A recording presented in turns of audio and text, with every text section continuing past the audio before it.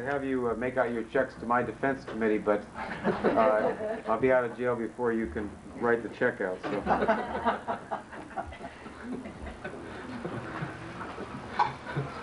We had a meeting earlier today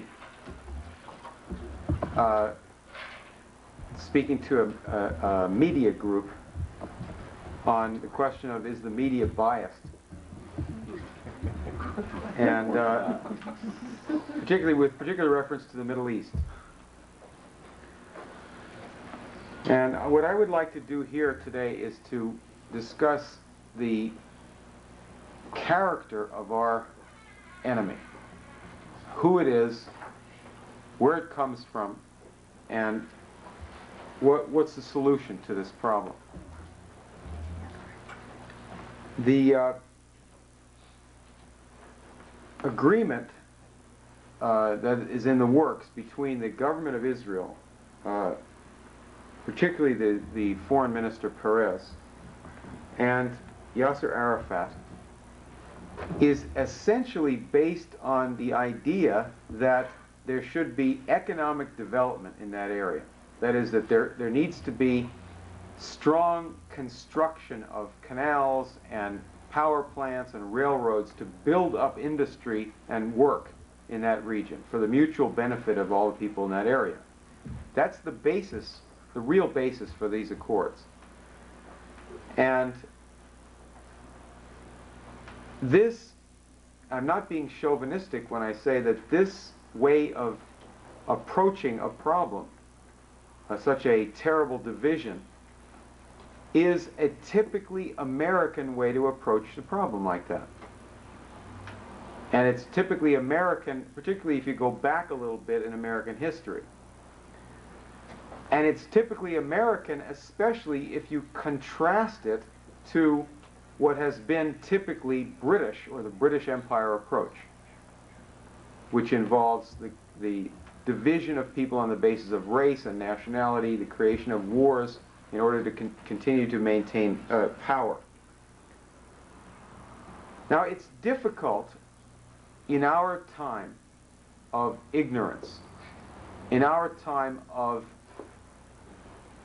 acceptance of ignorance as being some sort of natural thing. People don't know any history. They don't feel they need to know any history. They don't know any science. They don't feel they need to know any science. This is a catastrophe, this ignorance in our country. It's difficult under these circumstances to bring up things, even if they're very important, and even talk about them. Like, for example, Britain. How are you going to talk about Britain in Southern California? Right? That's a problem, right? Even if you know that it's true and necessary that you talk about that.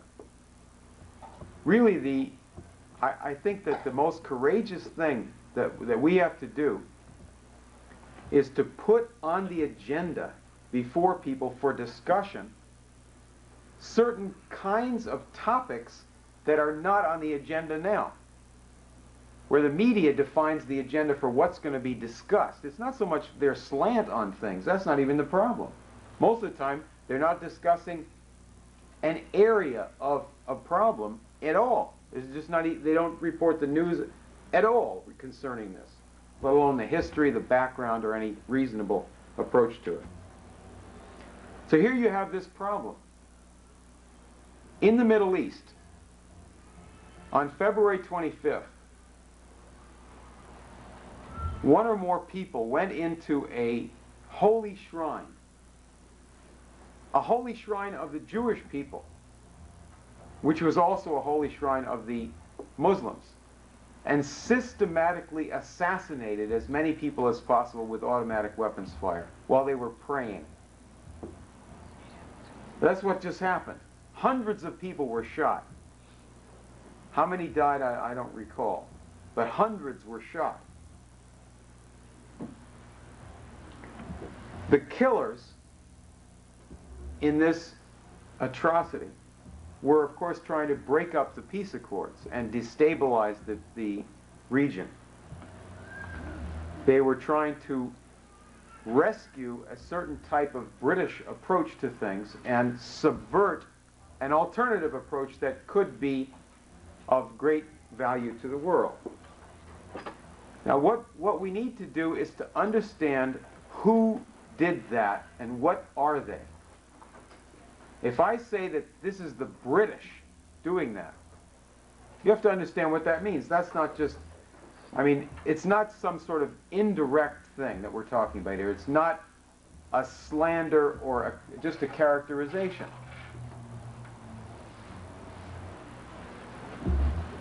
In a sense, this is similar to, we published a book called Dope Incorporated. And that book took up the question of whatever happened. We're trying to understand the dope problem in America when we wrote that book, when EIR did that book.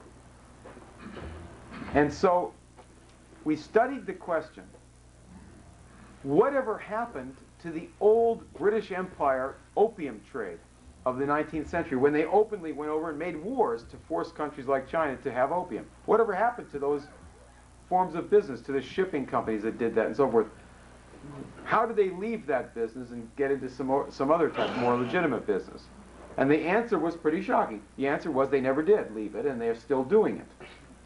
They just changed certain formats. They set up banks in different parts of the world over, but they still continued to do exactly the same business. Certain new areas were opened up, cocaine and so forth.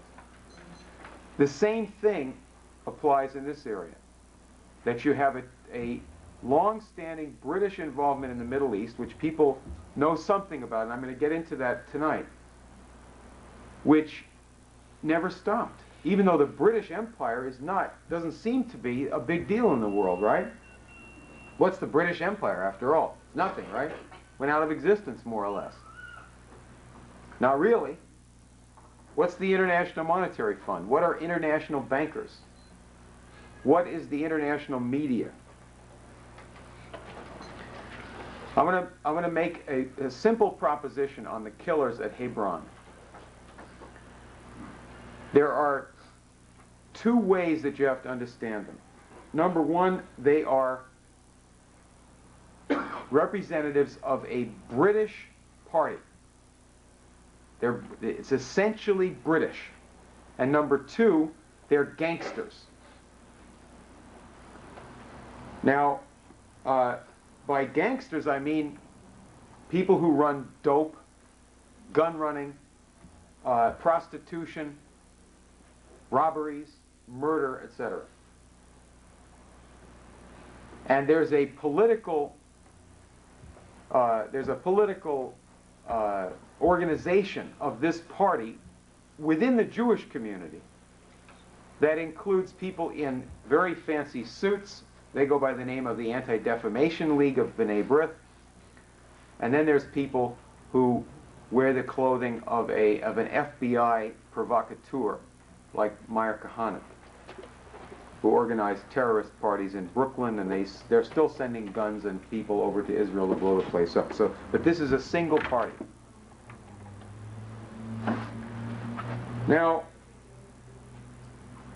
this is of immense importance to us in many different ways. I'm going to write a word on the board here.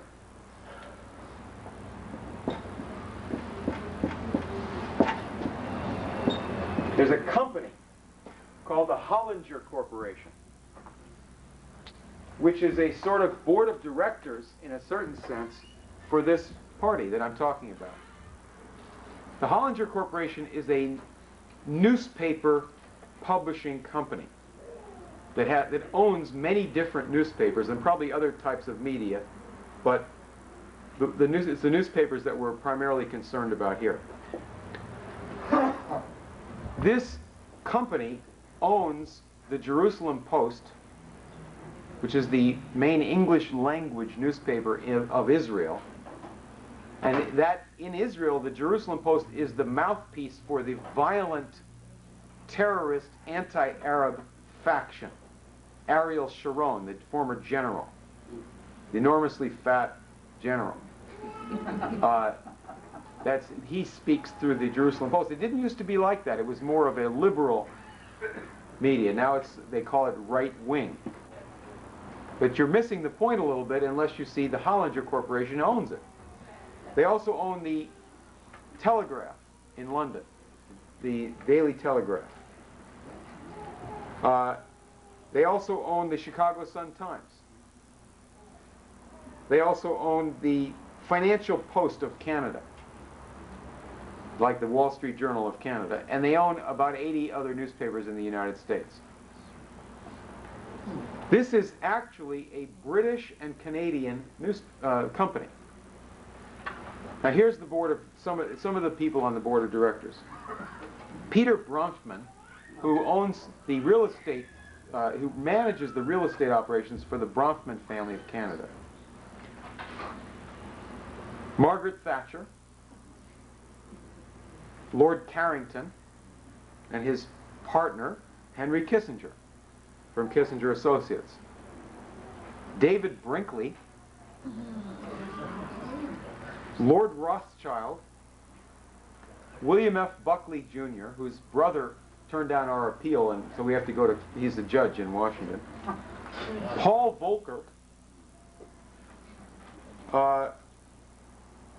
and Lord Wiedenfeld, who is the head of the Institute for Jewish Affairs in London, which is an Anti-Defamation League front operation over there. The London Daily Telegraph is the original source, and this corporation is the original source of the Whitewater affair.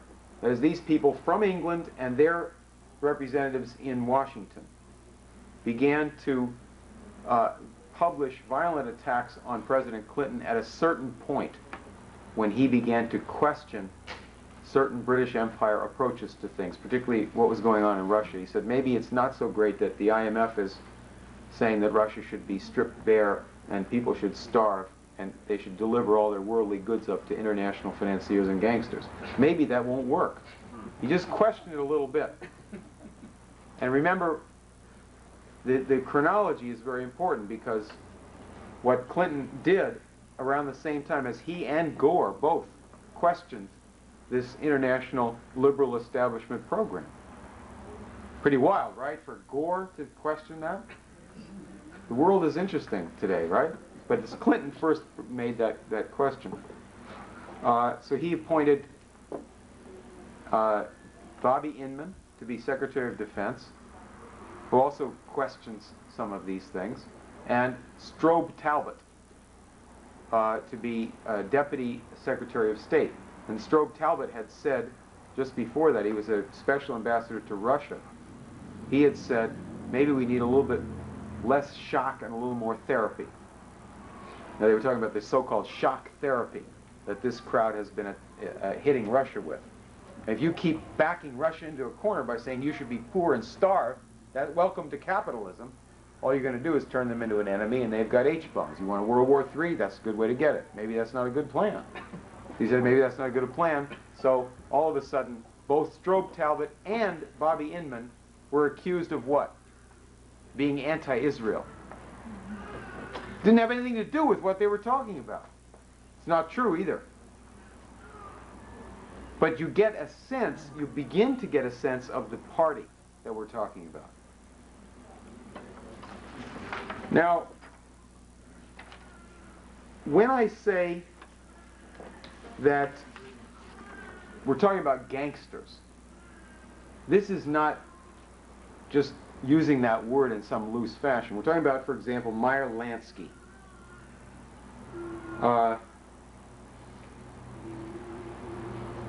Who is Meyer Lansky? He's dead now, but who was he? He was considered the kingpin of he was the lead financier and organizer for organized crime in the United States. He was born in Poland, and there's a book out. In fact, I have this book right here.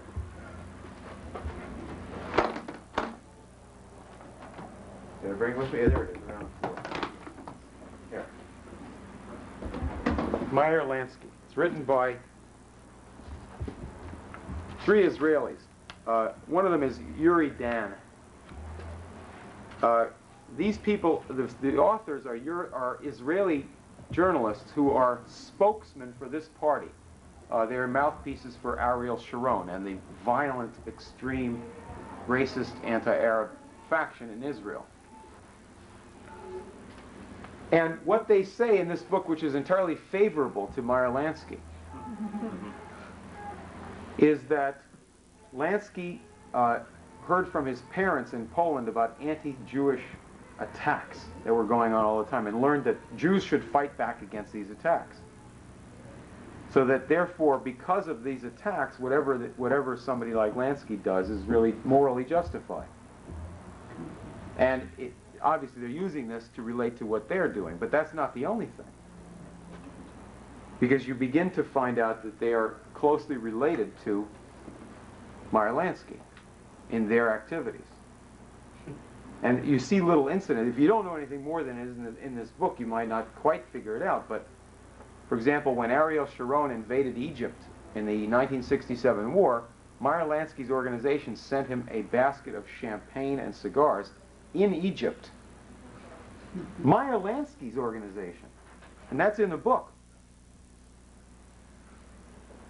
What's that all about? Isn't that weird?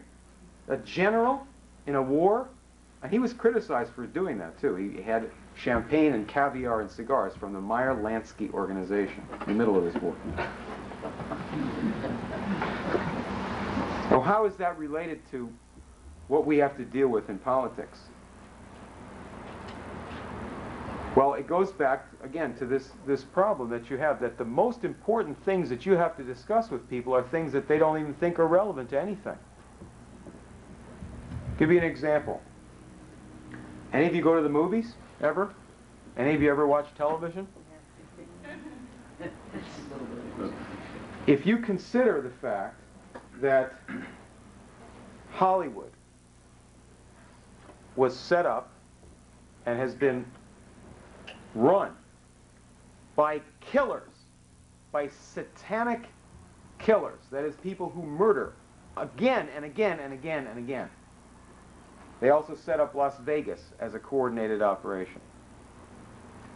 That after World War II, the British Special Operations Executive, that is the secret intelligence service of the British operating out of Canada and England, set up operations for the Lansky mob to launder drug money, to run things in the Caribbean, and to run gambling operations all over the country. And these people directly set up Las Vegas completely. They set up all the lottery operations in the country. Now this is taken on a professional look to it, with professional corporations involved, supposedly not related to these people. But this is the future of the United States. We're going to be doing nothing but gambling and entertainment. You have gambling, entertainment, sex, perversion, and sports, 25 hours a day, and no other industry. You don't have to do any other industry. The schools will train people to be workers in those industries, right? If this party predominates. The bootlegging, right? The gangsters, the American organized crime is entirely British. In the 1920s, under Prohibition, you have three principal figures setting that up on this end. One of them is Meyer Lansky, who's running operations with his underling, Lucky Luciano, and Al Capone and various people in different parts of the country, especially as you got towards about 1930, completely dominating that. Then you have the Bronfman family in Canada, and a guy named Arnold Rothstein, who's in high society and goes over to England, and all of those parts of it coordinate with the lords of England. Like General Haig, the head British general in World War I. His family runs Haig Scotch, and he's a partner with Bronfman, a direct partner, not a hidden partner. They are a company, 50-50, right? And the gangsters ran all of this under the complete control of Great Britain.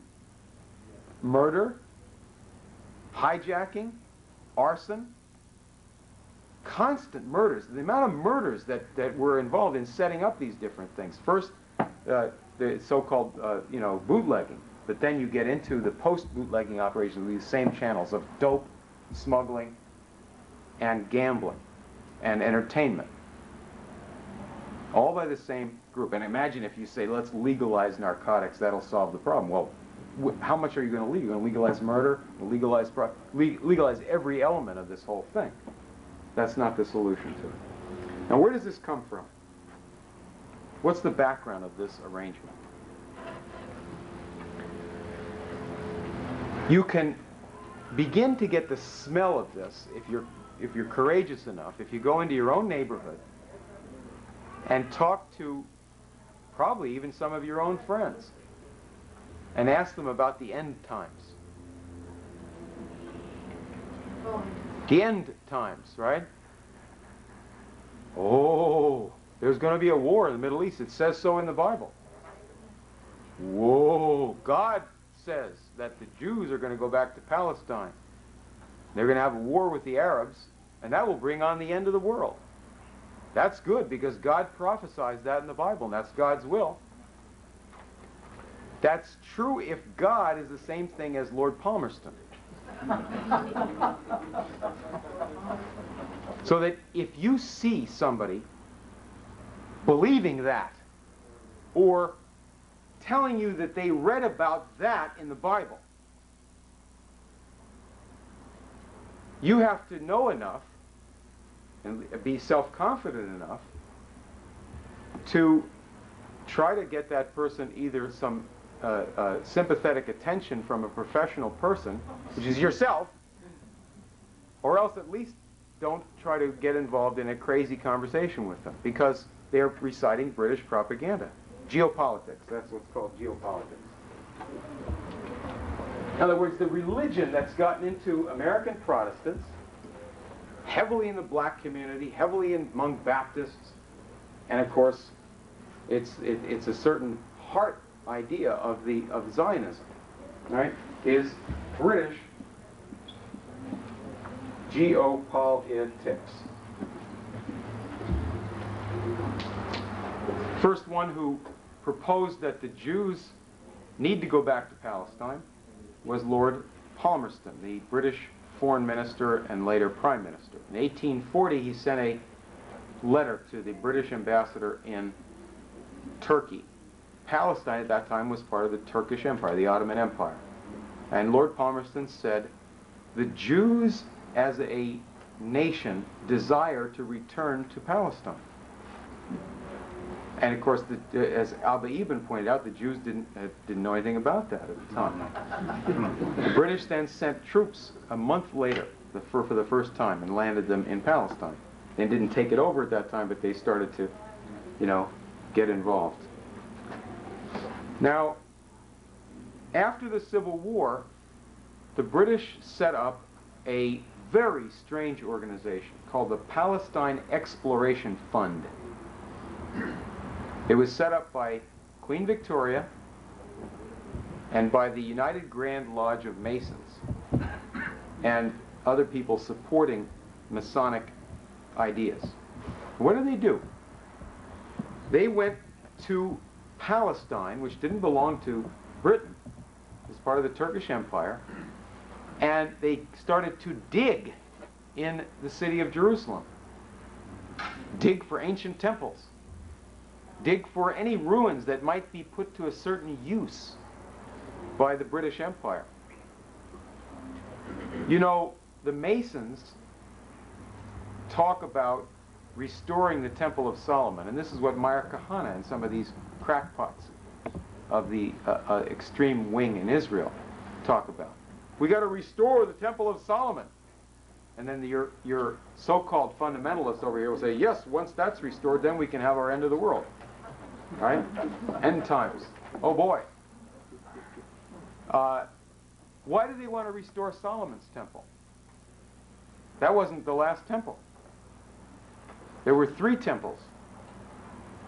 The last time it got closed down was the 3rd temple, not Solomon. Solomon's was the 2nd. Why do they want to restore Solomon's temple? Because I think it might have to do with the fact that Solomon had more than God in his temple. He also had a few pagan gods in there, right? Read about that. Whatever it is, these guys from Britain went over there in the 1860s, 1870s, and dug way down. The leader of this, the head of the Palestine Exploration Fund, was a man named Sir Charles Warren, who wrote a book about his experience as the lead. He was an engineer in Her Majesty's Army. Wrote a book called Underground Jerusalem. Another book called The Temple or the Tomb. And he published a book in the 1870s about proposing the colonization of that section of the Ottoman Empire that the British called Palestine, in exchange for taking over Turkey's national debt, right? And he said, let this be done with the avowed intention of gradually introducing the Jew, pure and simple, who is eventually to occupy and govern this country. It is written over and over again in the Word of God. Israel are to return to their own land. It's a British Army guy saying this, right? Okay, so now, who is this fellow? This is Charles Warren. He goes back to England. He takes a few trips to South Africa, spends a number of years killing the natives down there and shooting some of the Dutch people. And then he goes back in 1886 to London, and he starts a new Masonic organization, and it's called the Quatuor Coronati Lodge. We still have this? Here we are. Let's write this down for you specialists in the audience. Quatuor Coronati means the four crowned ones.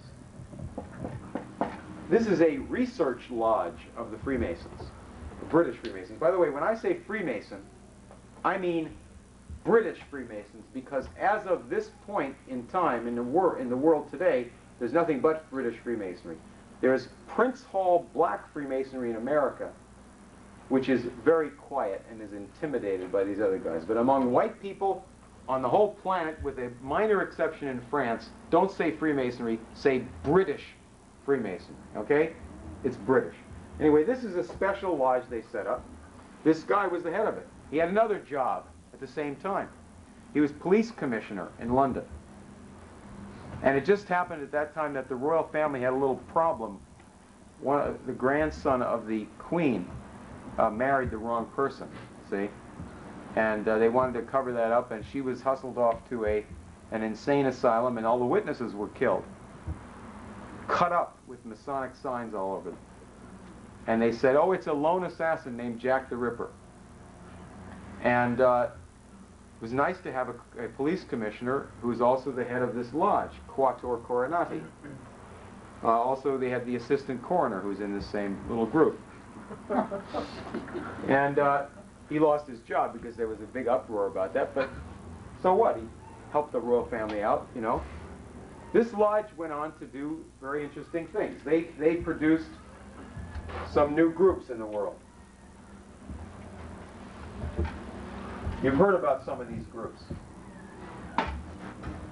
One group that they controlled was called the Theosophists.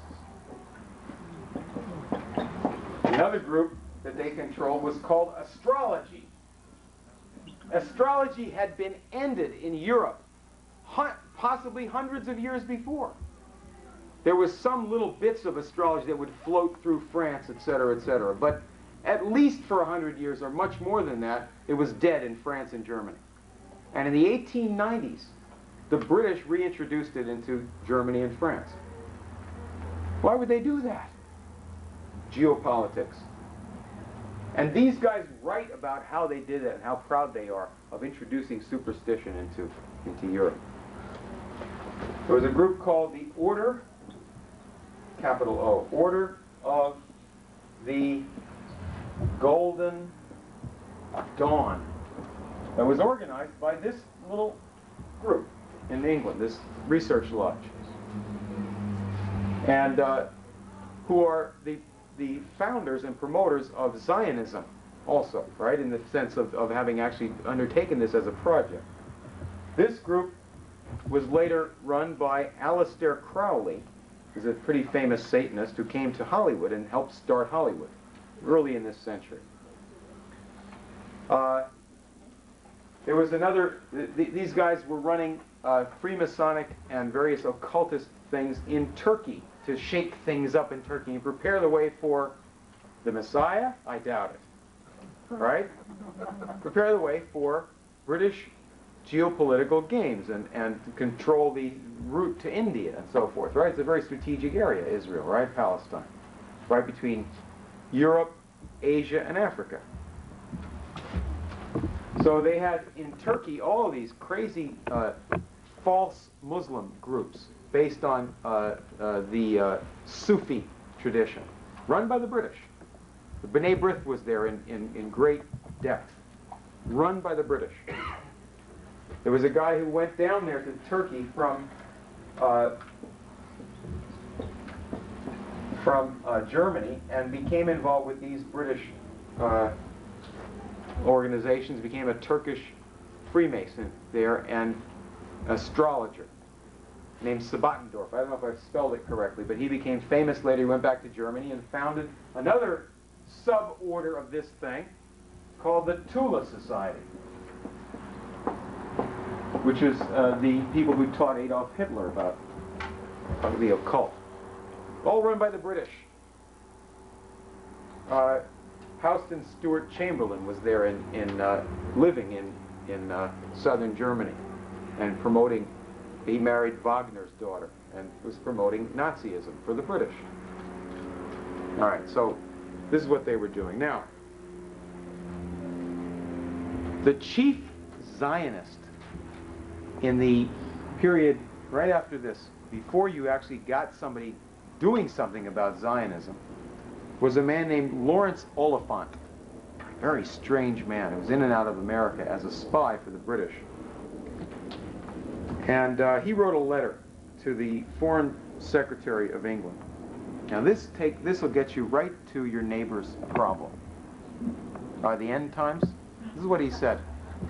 He said that he's a spy. He's a professional spy. His uncle is head of the East India Company. He's a personal spy for Lord Palmerston and then for other British governments.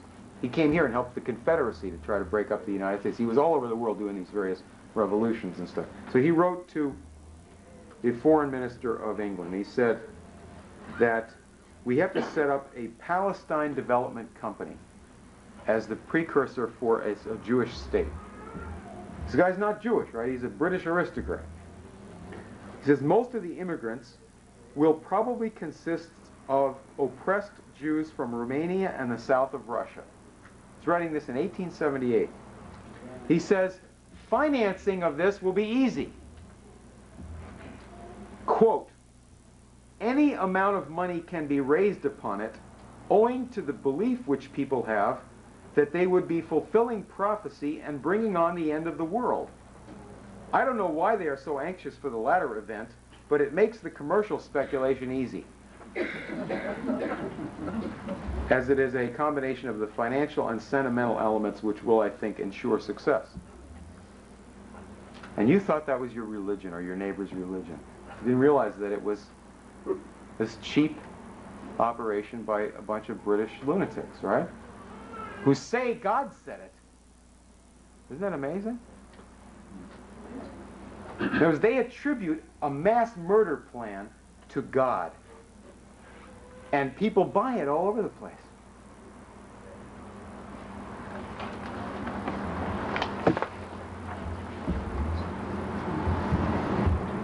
Okay, now, this, oh, by the way, this guy actually eventually moved to Palestine when he left a cult in upstate New York.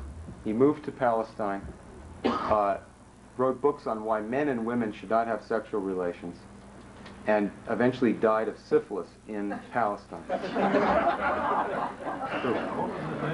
Lawrence Oliphant, a very famous man in the 19th century. Yes, sir? I have a question. So, would I be safe to say that the British also controlled the activities of the Crusaders fighting against the Muslims during the... No. You don't try to take the British back that far. The British problem only starts as we're talking about it now, around 1500, 1600. Because before that, there were other people. Like the British didn't start the slave trade or anything like that. England was a fine country in times past, and it got corrupted. But let's save that for later, okay? You can finish up this introduction to the problem with the character of Lord Balfour, B-A-L-F-O-U-R, who was British Prime Minister at the beginning of this century, the same time as Teddy Roosevelt was president and Edward VII was the king. And he was a completely insane person. He believed in the end times. He believed that the universe would eventually consume the earth, or the sun would blow up and consume the earth in 1 billion years. But that's still going to happen, and therefore everything man does is of no value whatsoever. The universe simply yawns at man. Very strange viewpoint for a human being to have. He proposed that that Jews should not come to England. He told this to the Parliament, that what they need to do is go over to Palestine because we have some use for them over there. He didn't like Jews. And then later on, when he was foreign minister in 1917, he was the one who made the famous declaration, the Balfour Declaration, saying the British Empire will look favorably on having Palestine as a homeland for the Jews. He was also the head of the Psychical Research Society. And it was the president of that in England and ran many Americans who were in that, like William James, the so-called father of psychology. Many of these people are wildly insane and are therefore qualified to be psychologists. Now, what is this party that we're talking about? Does this affect us in other than these types of areas? Let me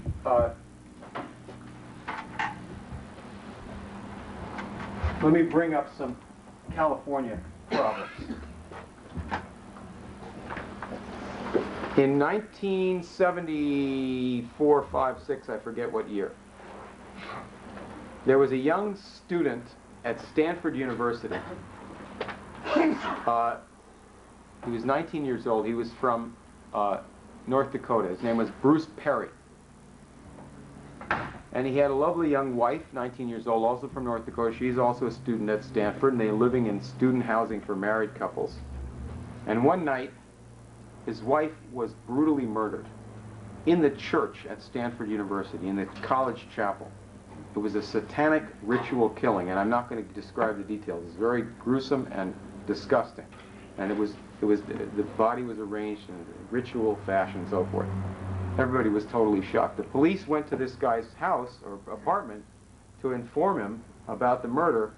He comes to the door and he's covered with blood. He said it was a nosebleed. And when they tested the blood, supposedly it was not his wife's blood type. The murder was never solved. This Bruce Perry went on to become a famous psychiatrist. He is the head of the Baylor University Medical Psychiatric Operations in Texas. He is a national spokesman for the theory that there is no such thing as satanic ritual crimes.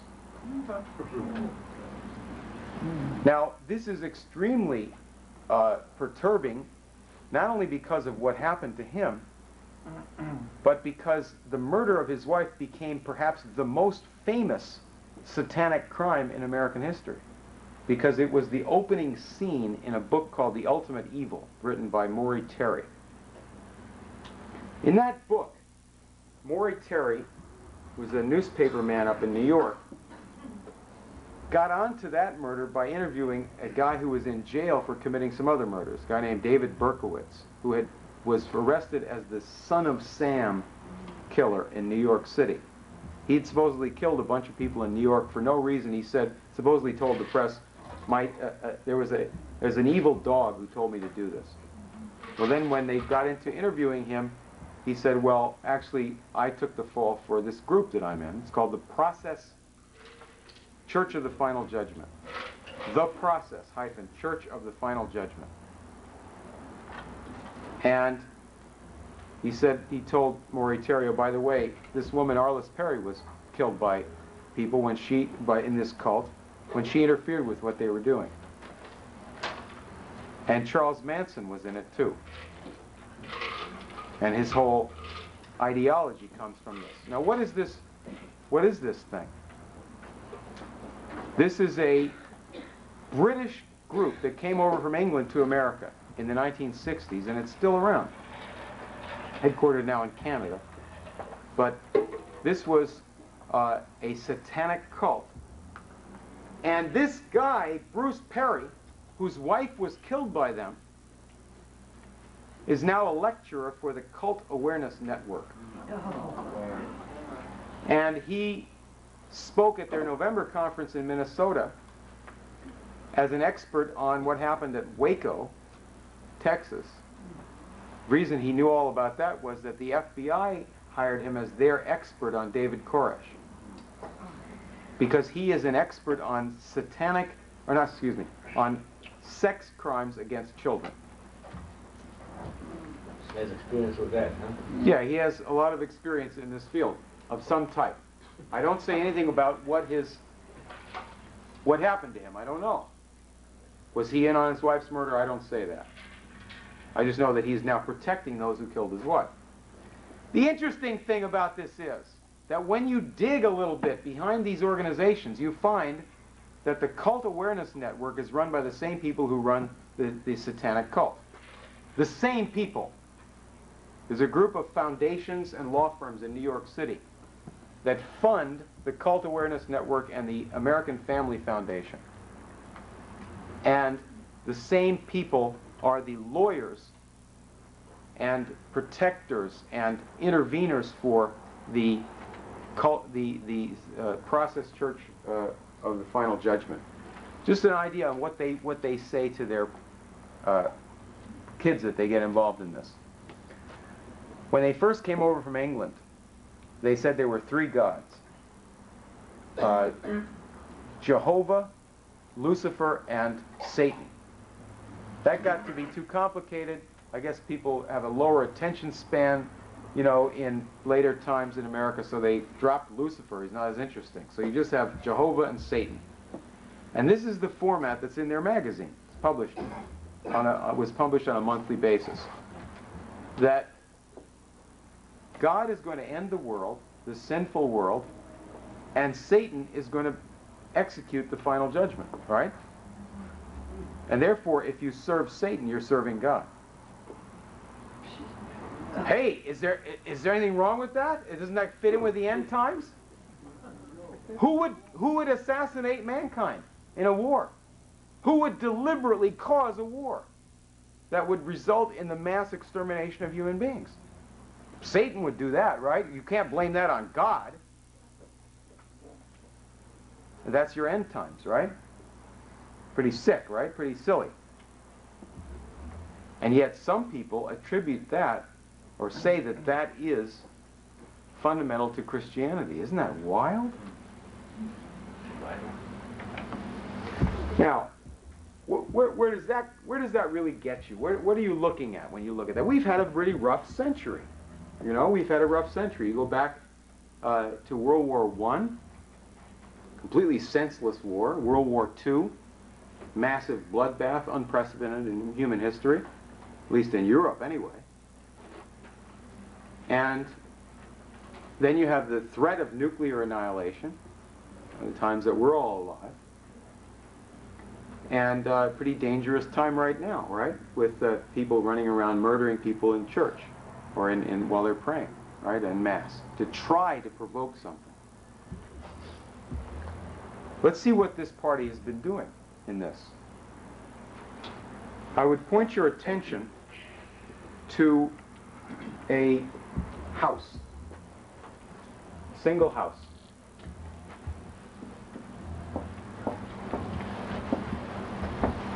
It goes by the name of Thorpe Lodge.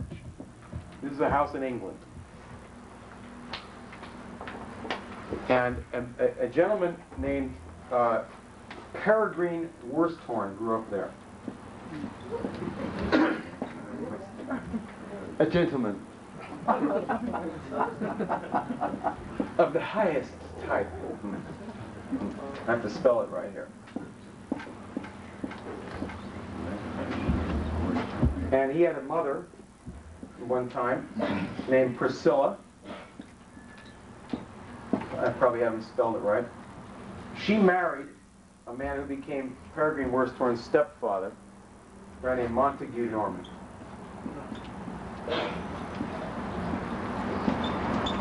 And this was his house. So this is where Worsthorne became a mature individual and so forth. Montague Norman is famous as being the head of the Bank of England for 24 years, from 1920 to 1944. Longer time than anyone else. Anybody else has just been head for 2 years. Before he was head of the Bank of England, he was a partner of Brown Brothers, a banking company. And that later merged with Harriman to become Brown Brothers Harriman. But his family firm was called Brown Brothers, and the Brown Brothers man from New York would come to Thorpe Lodge early in the century and meet with Montague Norman. They'd discuss theosophy and various occult religions. That Montague Norman was a theosophist. By the way, the reason this is quite relevant now is that Peregrine Worsthorne is like the central character in the Hollinger Corporation. Writes for the Daily Telegraph. He virtually personally launched the whole Whitewater thing against Clinton. He also was the one who declared that Germany is going into a Fourth Reich and needs to be smashed. Not Hitler's Germany, because his father put Hitler into power. The democratic Germany needs to be smashed, right? So, in the 1930s, a guy named Hjalmar Schacht used to come to Thorpe Lodge all the time. He was the economics minister of Adolf Hitler. And he'd come to Thorpe Lodge, meet with Montague Norman, Daddy, and discuss the budget of Nazi Germany. Well, how are we going to carry on for the next 6 months in Nazi Germany? Oh, great master, head of the Bank of England, who runs all world finance, and who has given the Nazi German army all of our weapons, our tanks, and our machine guns, sold by British companies that you personally control, that you personally reorganized in the German marketplace until Hitler got to be sufficiently well armed that he could carry on. And of course, his family firm, Brown Brothers Harriman, Averell Harriman, George Bush's father, and other people, partners of that Anglo-American firm, paid the Nazis as they're coming up to becoming a power, the Nazi Party. So this is the pro-Hitler faction inside of England. There are people who don't appreciate Hitler in England. Montague Norman convinced the various people within the British government that they should go along with Hitler.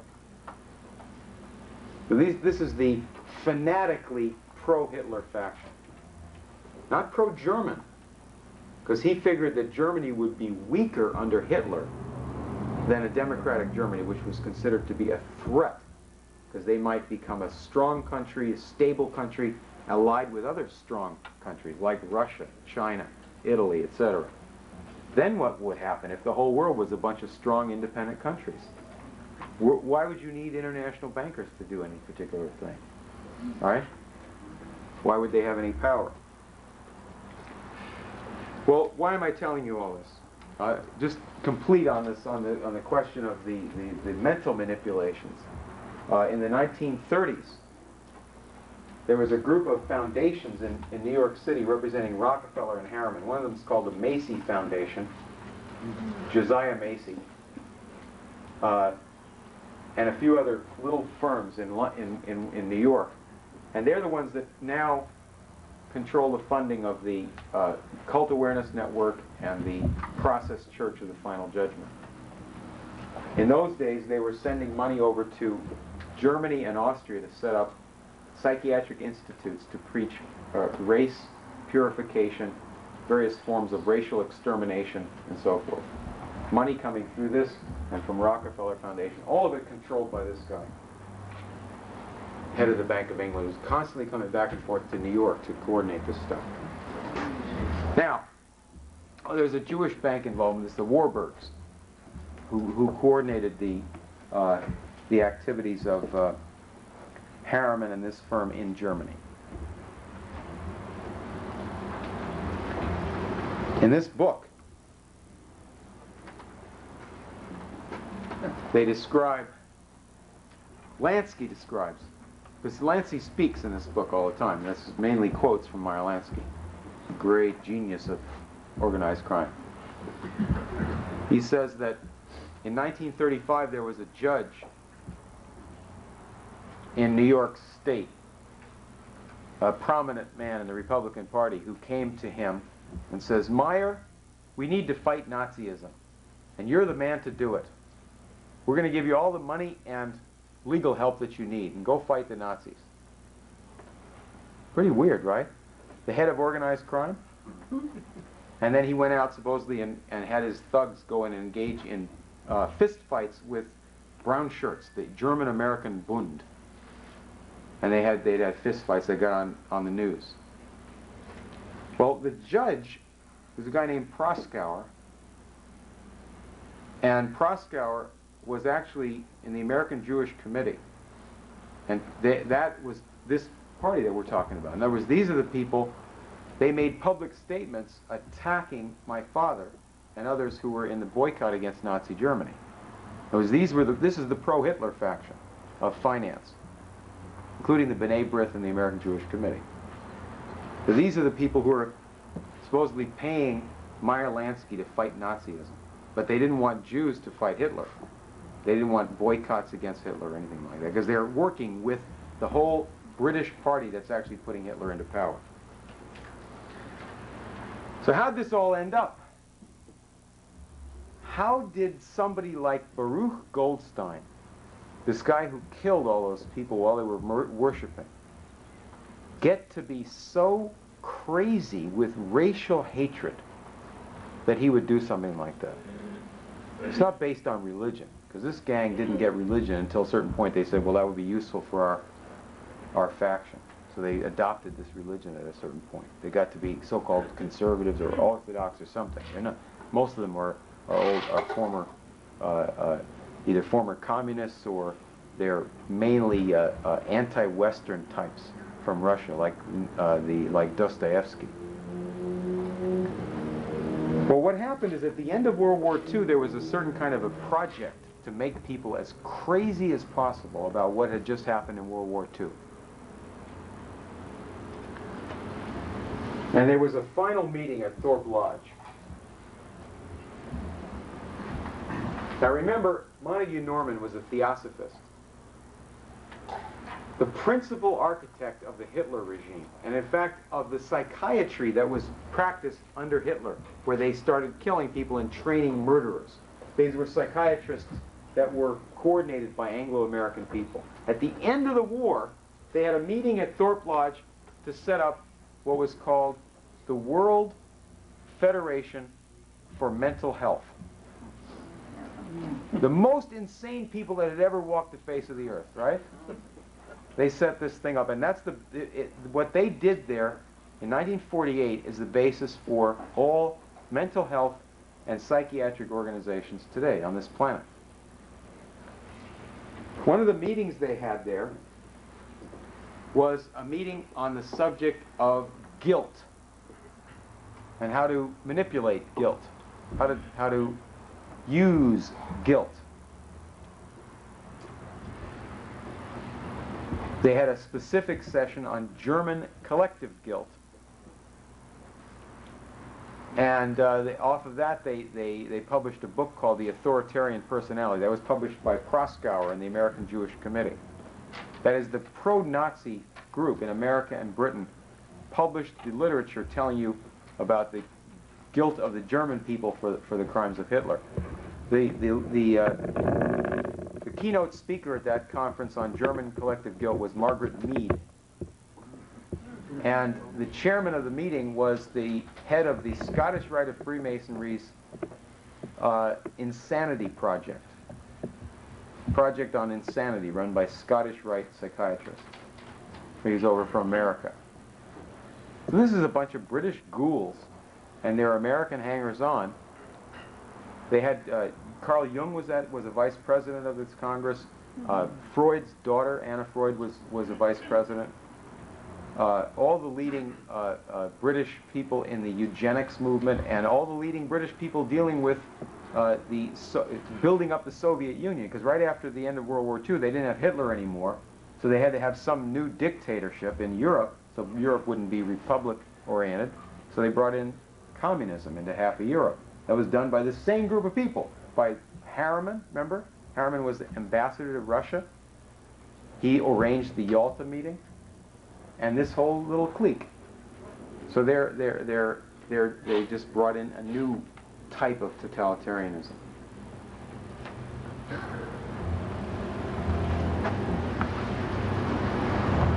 Now, what we need, instead of this party running the world or running these terrifying games in the world, is what I said at the beginning was the American approach to these things. What Perez and Arafat are working on, or were working on before this massacre, which is the concept of massive economic and industrial development in that region. Now, can you put that on the table for discussion for people? Oh, well, that's not on the agenda. We're into something else today. We're into end times, we're into environmentalism, all these different concerns, right? Not the American system of economics of the 19th century. Who ever heard of that? Well, I'll give you a hint. Who heard of it? The Irish heard of it. There was a man named Arthur Griffith, who was the head of the Sinn Féin party, the Irish Nationalist Party, in 1920. And he died about 1922, I think, but he was actually president of Ireland for a little while. He was a real fighter. And he wrote a book about European affairs to try to educate Irish people about what's really going on in the world. And he said in this book, in our century now, he said that Henry Carey, who was Abraham Lincoln's economics teacher, created the modern American nation. And that Friedrich List, who was a friend of Carey and was involved with very obscure types, Friedrich List, a German, created modern Germany. This is this Irish leader in 1920. He also said that the British ran the French Revolution. Not the Illuminati, the British.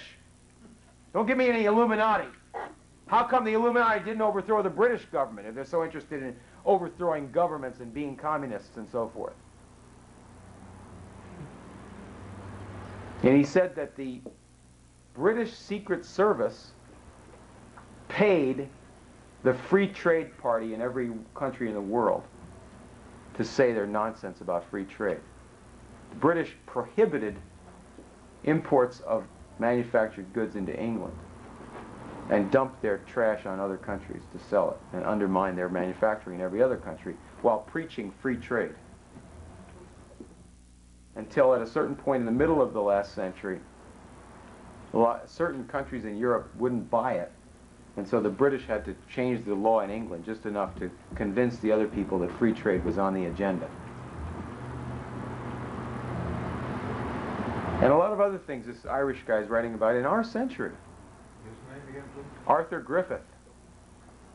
You can find him in the Encyclopedia Britannica, but they won't write what he said. They'll just tell you that he existed and he was famous and president and so on and so forth. But gosh, people as long, not so long ago as 1920, still knew about these things. People in America today know something about the British. For example, they know that there are people in America called Anglophiles. And they have some pretty bad attitudes about things, race attitudes or aristocratic attitudes or anti-Christian attitudes or what have you. They don't necessarily put the one and the two together.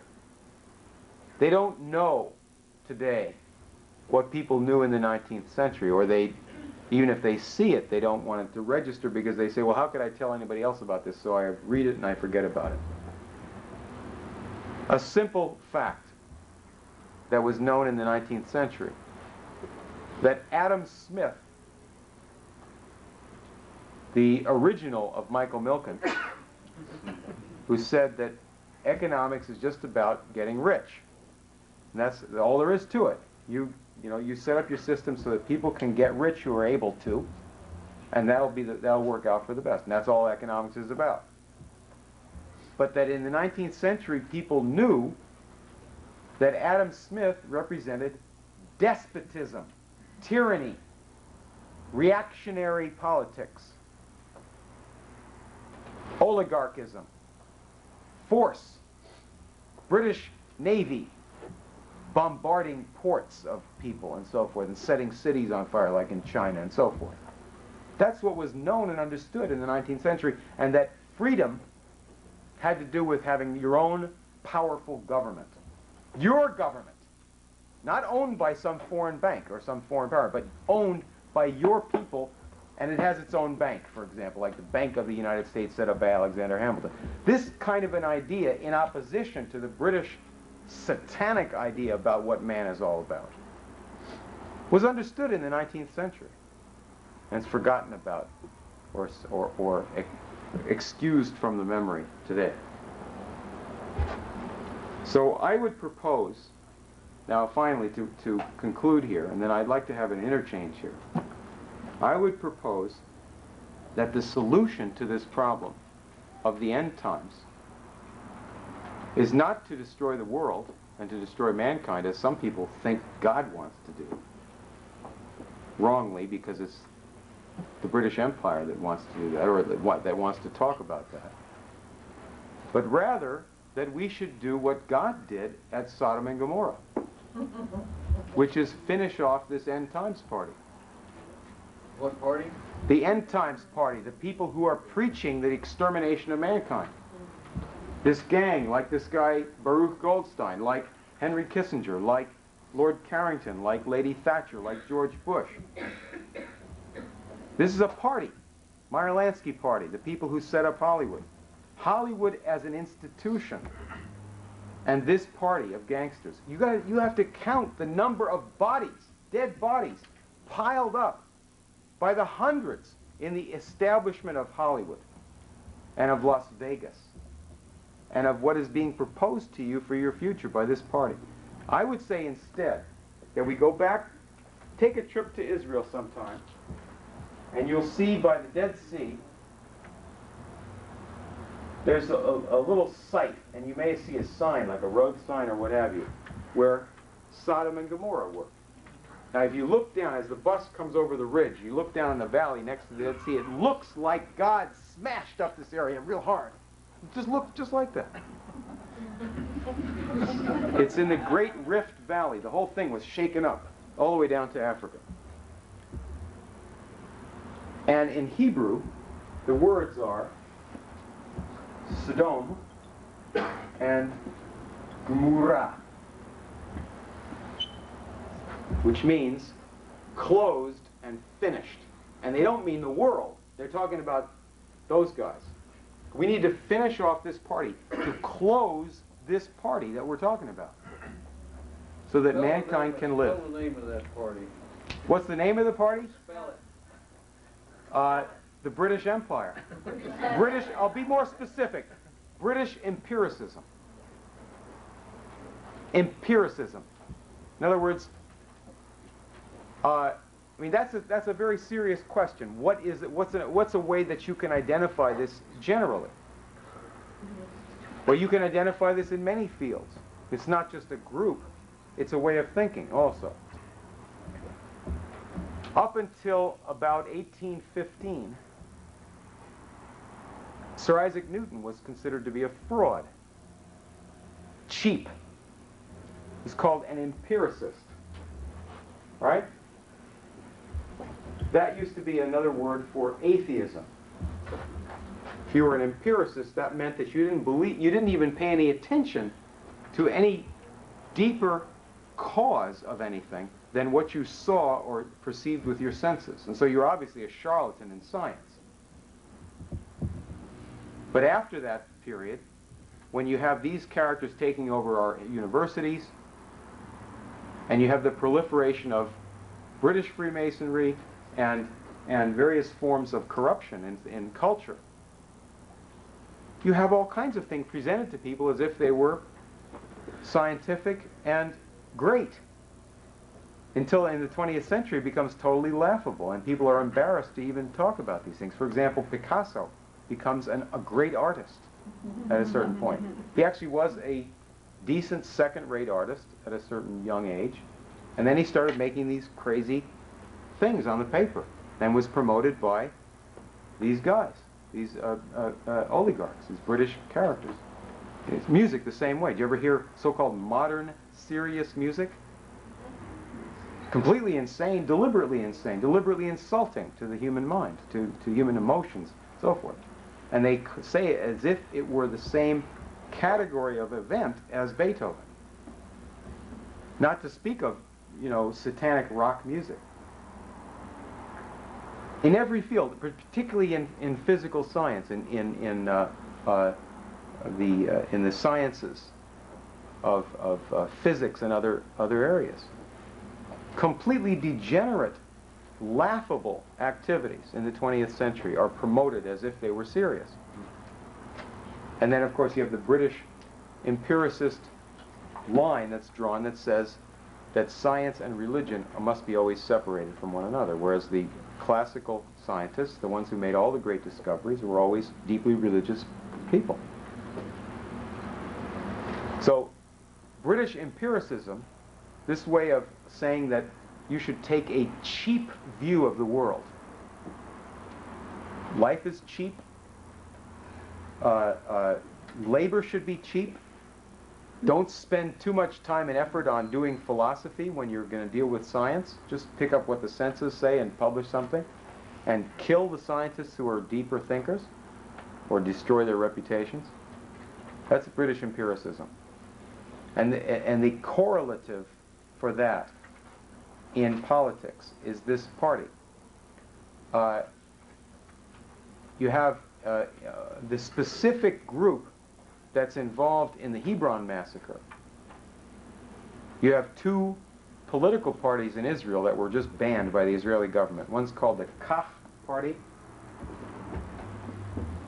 and the other one is called Kahana Lives, or Kahana Chai, after Meir Kahana. And the Prime Minister of England, of Israel, when they banned these parties of the terrorists, of the Jewish terrorists, they said that the problem primarily of these groups is in the United States, is in New York, in Brooklyn. And they wish that the U.S. government would do something about these people.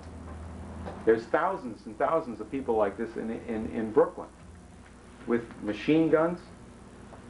They get their money from gangster activities, the diamond trade and dope smuggling. They're political provocateurs, and they're deep, deep racists. And the Prime Minister of Israel said, Judaism spits on these people. Pretty strong language, right? Well, if he says that, at least what we can do is investigate these people and say, let's try to clean up this party. In the business world, this party is represented by, and in the political world, in the more respectable so-called political world, this party is represented by the Anti-Defamation League, ADL. And if you want to clean up this party, you have to close down the ADL.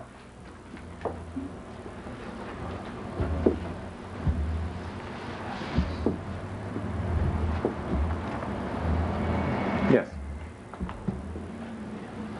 So are you saying that these secret societies have been creating these institutions all over the world to create illusions, to mislead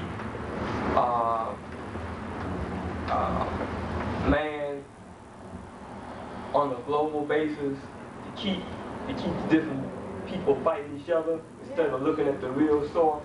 No, I'm not saying that at all. I'm saying something much more specific than that.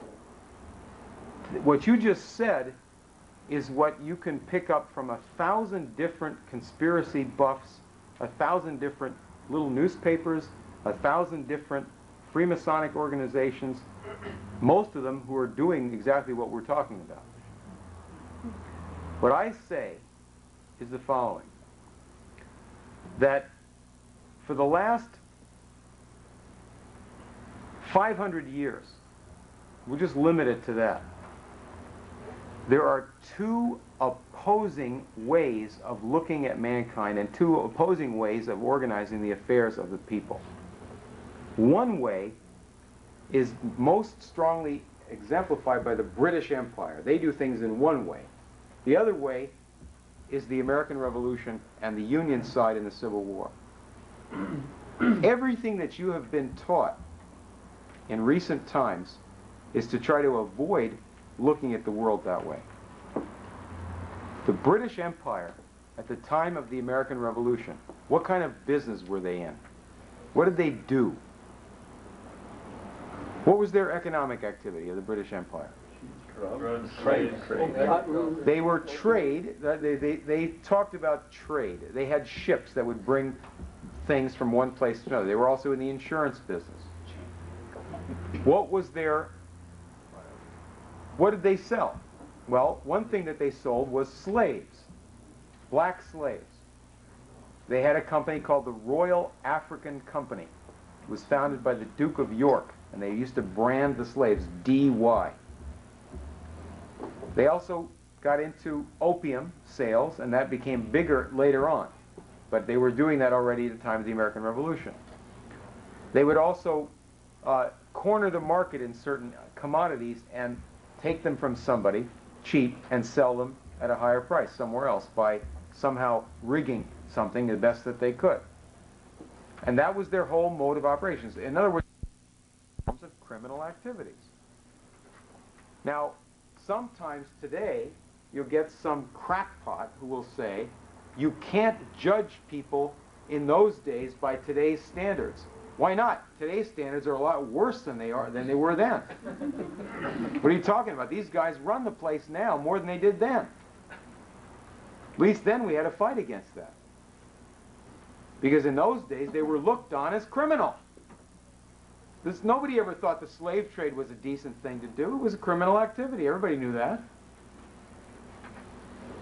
That was one side. Now, I want this to be crystal clear so there's no way to escape from it, okay? There was a revolution against that in the colonies. Who were the leaders of that revolution? Well, according to the communists, according to Jefferson Davis, and according to the British, all three of whom say exactly the same thing, the leaders of the American Revolution were a bunch of slave owners and slave traders. Right? All of the Southern secessionists, the Communist Party, and the British Empire all say exactly the same thing. And it's picked up on a lot of popular radio stations and so forth. And a lot of rap artists and so forth. The American Revolution was led by slave owners and slave traders. Okay. Supposing that's not true, then what? Then you've got a real bad problem on your hands, don't you? You've got a real bad problem. You might have to pay attention to history. It might mean something to you, instead of just being a big ripoff. Oh, well, we don't have to learn anything about history because it's just a big ripoff. The world is a big ripoff. Don't you know Satan runs the world? No, Satan doesn't run the world. God runs the world. Who's God? Which God? The God that created the world. I don't know what his proper name is, but I know that there's a God who created this world. Well, you believe in magic, huh? All right, now, there was an alternative to the British Empire, and it goes all the way back to the Renaissance. Three principal leaders of the American Revolution: George Washington, Benjamin Franklin, and Alexander Hamilton. Take the revolution from the time of the formation of the organization, led by Franklin, all the way through the Constitution, principally led by Hamilton. Start with George Washington. George Washington, and these are the three principal leaders of the organization of our country at the beginning. The war against England, and the creation of a national government. Start with George Washington, the most important Southern politician we've ever had. Right? Don't tell me about Jefferson Davis. George Washington is the most important Southern politician. Anybody who says the Confederacy represents the South is coming from the standpoint of British Freemasonry. George Washington, you couldn't get more Southern. He inherited a slave plantation, right? Born in the South, born in Virginia. What did he dedicate himself to do? To undermine and replace a worldwide British system of slavery. The whole world was a slave system in the British Empire way of thinking. What was his idea? He said, instead of having the cheapest possible labor and the cheapest possible raw materials that we grab from somewhere and sell somewhere else, and that's what we were supposed to do according to Adam Smith, what George Washington said is, let us have canals. He personally did the route for the Erie Canal. He led the fight for a canal out to the Ohio. He said, let us grow corn and wheat. Let us have fisheries. Let us have roads. Let us build industry. And let us have a war against the British Empire, because we've got to have a modern society. His farewell address was an address against listening to intriguers who would want to have secession. Okay, that's George Washington. Benjamin Franklin and Alexander Hamilton, the two of them, were the originators of the anti-slavery society in the United States.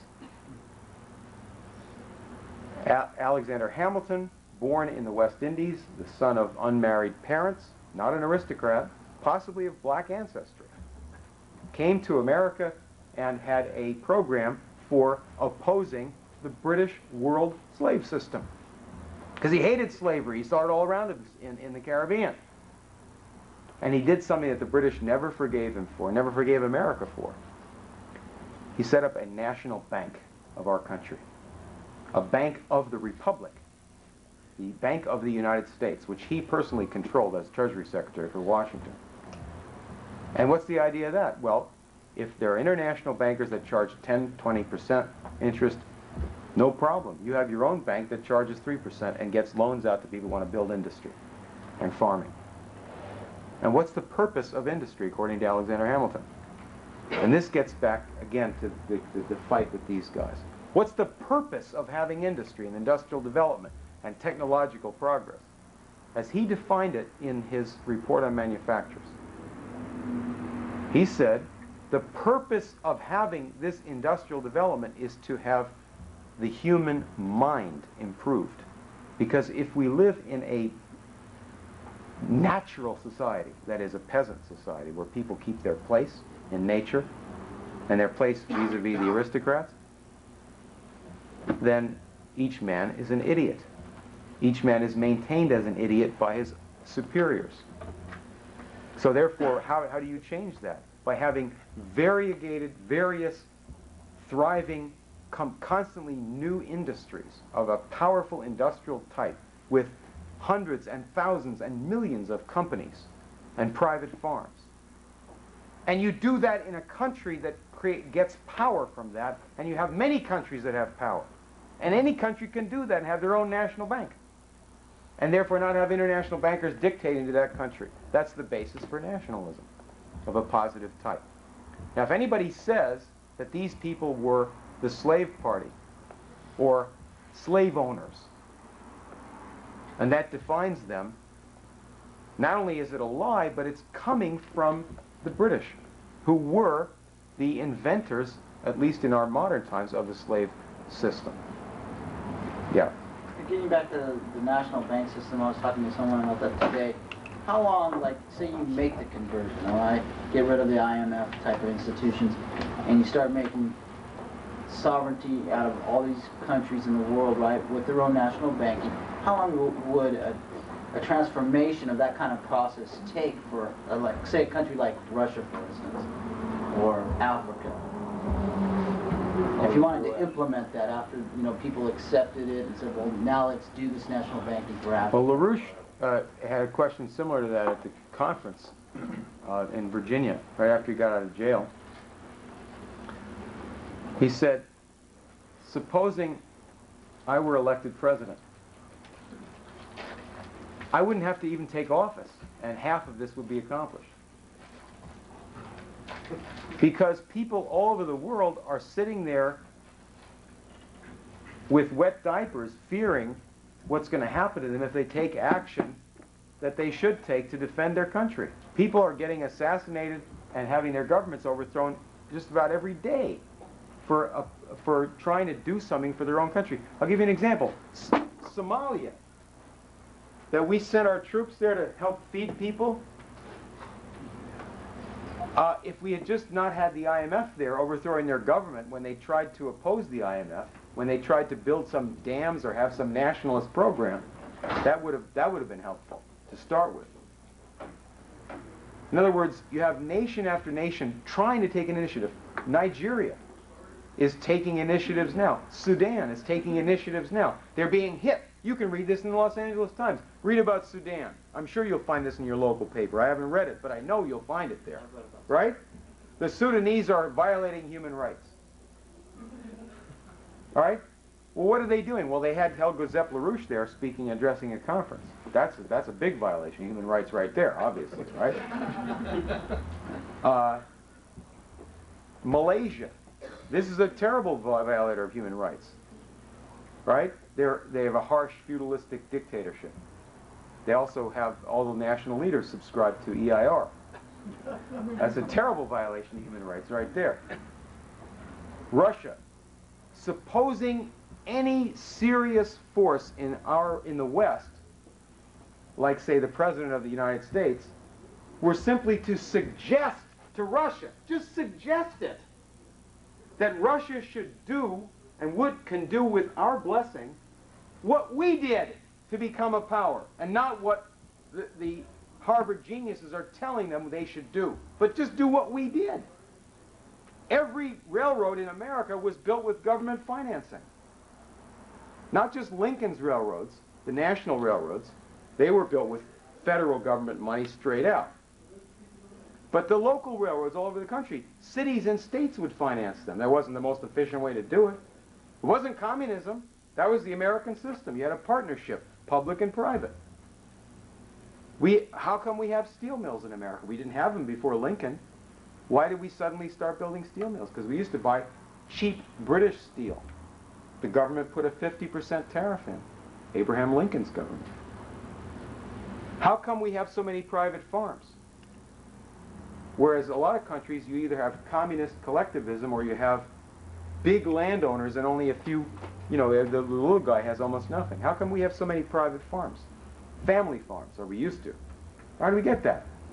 You had a strategy by people who at various times got themselves in power in our government, like Henry Clay or Alexander Hamilton or Abraham Lincoln, some other people. And their strategy was, let's make sure that the price of federal land that's sold to families for a farm is just the right price so that individual family farmers can afford to get it and big corporations won't buy it all up. Lincoln thought that wasn't going fast enough, so he said, let's just give it to them. If you are a private person, 21 years old age or older, or the head of a family, you get a quarter square mile of land for free. And we'll loan you the money to make sure you can build a house on it. That was the American system. We had hundreds of thousands of farms set up that way, and millions of farms set up in similar ways. In fact, predominantly black regimes in South Carolina and Mississippi and elsewhere after the Civil War, run by black people, had similar programs for white and black in those states before they were killed off by the Ku Klux Klan. That's the American system. That's how we built up our country. Anything modern here comes from that approach. We tried to do some of that in the 20th century too. We had the TVA, we had the Kennedy space program, we have public airports and so forth and so on. Not communism, but the government has a certain role to play. Your nation has a certain role to play. It's the idea of a nation. All we have to do is just suggest, and that's what Clinton just began to question the opposite thing a little bit, and he got slammed. And all the Republicans jump on the bandwagon, right? But if you have this proposal on the table, as LaRouche has been making ever since, right? Going back to 1975 when he went to Iraq, at the invitation of the ruling party there and proposed Arab-Israeli cooperation on the basis of massive industrialization in the Middle East, and Kissinger slammed him and threatened murder to anybody who went along with it. That just has to be put on the agenda. And what, as Martin Luther King said, you have to never let them rest. And that's the way you win. You go after the enemy, these guys, never let them rest, and put the real agenda on the table, and you win. That's what has to be done, yes. Yes. One point of clarification I'd like you to comment on, if you would, please. To see if I understood what you were saying at one point when you were talking. 2 or 3 times, approximately, I got the impression you were equating as to one point. British teachings here about end time stuff, and the word fundamentalism was used about end time teaching. You know, about both of those need to be squashed. But actually, fundamentalism teaches 100% opposite. They teach that Christ comes back to stop man from destroying himself and sets up a millennial reign for 1,000 years, which cannot be a destroyed earth. And so it's just the opposite. That is fundamentalism. On one of its proponents. No, I mean, terminology aside, what he's saying is true. That this so-called end times doctrine of the Masons and of the British Empire has nothing to do with Christianity. That people who believe in a second coming of Christ, based on the teachings of the founders of the Christian faith, have a different viewpoint, and it's also part of the Jewish faith. They claim that the Messiah hasn't come yet, but the concept of a future time when mankind will have a better life, based on a Messiah, based on God's grace to mankind, is clearly the opposite from somebody who's saying that God is going to destroy humanity, really from the standpoint that God hates mankind and thinks that mankind is not worth having. It's clearly a completely opposite concept. Yes? Getting back to slavery, where did the Dutch slave traders figure into this? You know, for the literature that's commonly available, I mean, the Dutch slave traders got here before Columbus. And it's always Dutch, Dutch, Dutch, Dutch.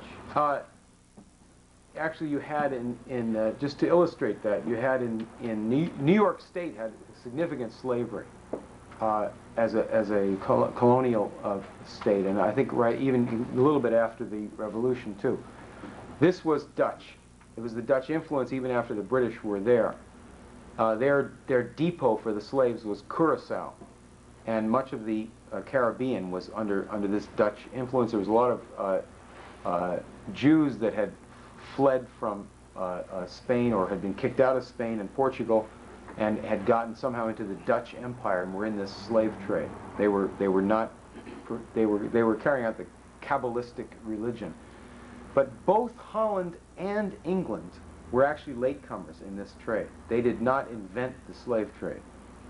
The slave trade originates long before there are any blacks in the slave trade. That is, the European trade in slaves starts off with the Roman Empire, with various types of large slave operations. And then you have the Venetians, the city of Venice, which is entirely based on occultism and the slave trade, set up by people who were in the slave trade in Rome going to Venice. Venice, Italy, is in many respects the originator of the British Empire, what we're talking about tonight. And they're also the originator of many of these concepts of the so-called secret societies. That is, their idea of trade and of business is to have the cheapest possible labor, to have weak governments everywhere, constantly infiltrated by their agents, and to run the world on the basis of banking, secret agreements, and secret government. There's never any constitution or any transparent government. These people in Venice, at a certain point, lost the physical power of their empire, very similar to Britain later on. And so what they did at a certain point was to send Venetian bankers, diplomats, and various types of Venetian agents into Holland and England, and eventually took complete power in those countries. Set up companies in Holland and England modeled on what the Venice slave traders did. The East India Company of both England and Holland, and the West Indies Company of Holland, slave traders and looters of Asia, which is what had been done by the Venetians, but also the black slave trade, because Venice was the first European power to do that. 5 years after Columbus got here, in 1497, 5 years after he first landed in the Western Hemisphere, Venetian merchants made an official arrangement with the King of Spain to begin sending black slaves from Africa, 5,000 a year, into the New World. So hardly any white people had settled down anywhere. And there you have to understand why they did that. If you think it's just economics, you are missing the whole point of this. You know, it's like some communists talking about Africa. Well, you know, the colonialists go to Africa in order to steal the raw materials. Well, that may be true, but you could get a lot more raw materials out of there if they had an educated workforce, if they lived in decent houses, if they had an education. Why won't you let them have those things? You could make more money if they did. Well, if they did, they wouldn't need you to run their country. It's power. It's power. So the Venetians wanted slavery in the New World because they didn't want the Renaissance here. They didn't want freedom. They didn't want the concept of man's freedom. Because you had another city, Florence. That's the originator of many of our concepts of government. That was opposed to Venice. That said, we have a dark world, superstition, epidemics, cities cutting their budgets, running out of money, being looted by bankers, people dying. Half the population of Europe, a third of the population of Europe died in one plague. So the people in Florence said, let's not have this Venetian system running the world. Let's look at these little problems as just part of a huge problem. And it's not going to be good enough for us to propose a little solution. Issues. Oh, stick to the issues, stick to the agenda. No, it's not good enough, they said. We need to solve everything all at once. Nothing else will be practical. Nothing else is going to work. This world is too far gone. So they said, let's build up beauty and science and industry and revive ancient learning and invent whole new industries and get the entire planet moving on a human basis. Make maps. One of these maps goes to Columbus. That's their project. And you have an opposite faction, an opposite idea in Venice. And the Venetian idea of slavery, of secret government, of man's degradation, of cults, of the Kabbalah, and so forth. That gets into England. They take over Britain, and eventually Britain becomes the capital of the slave trade.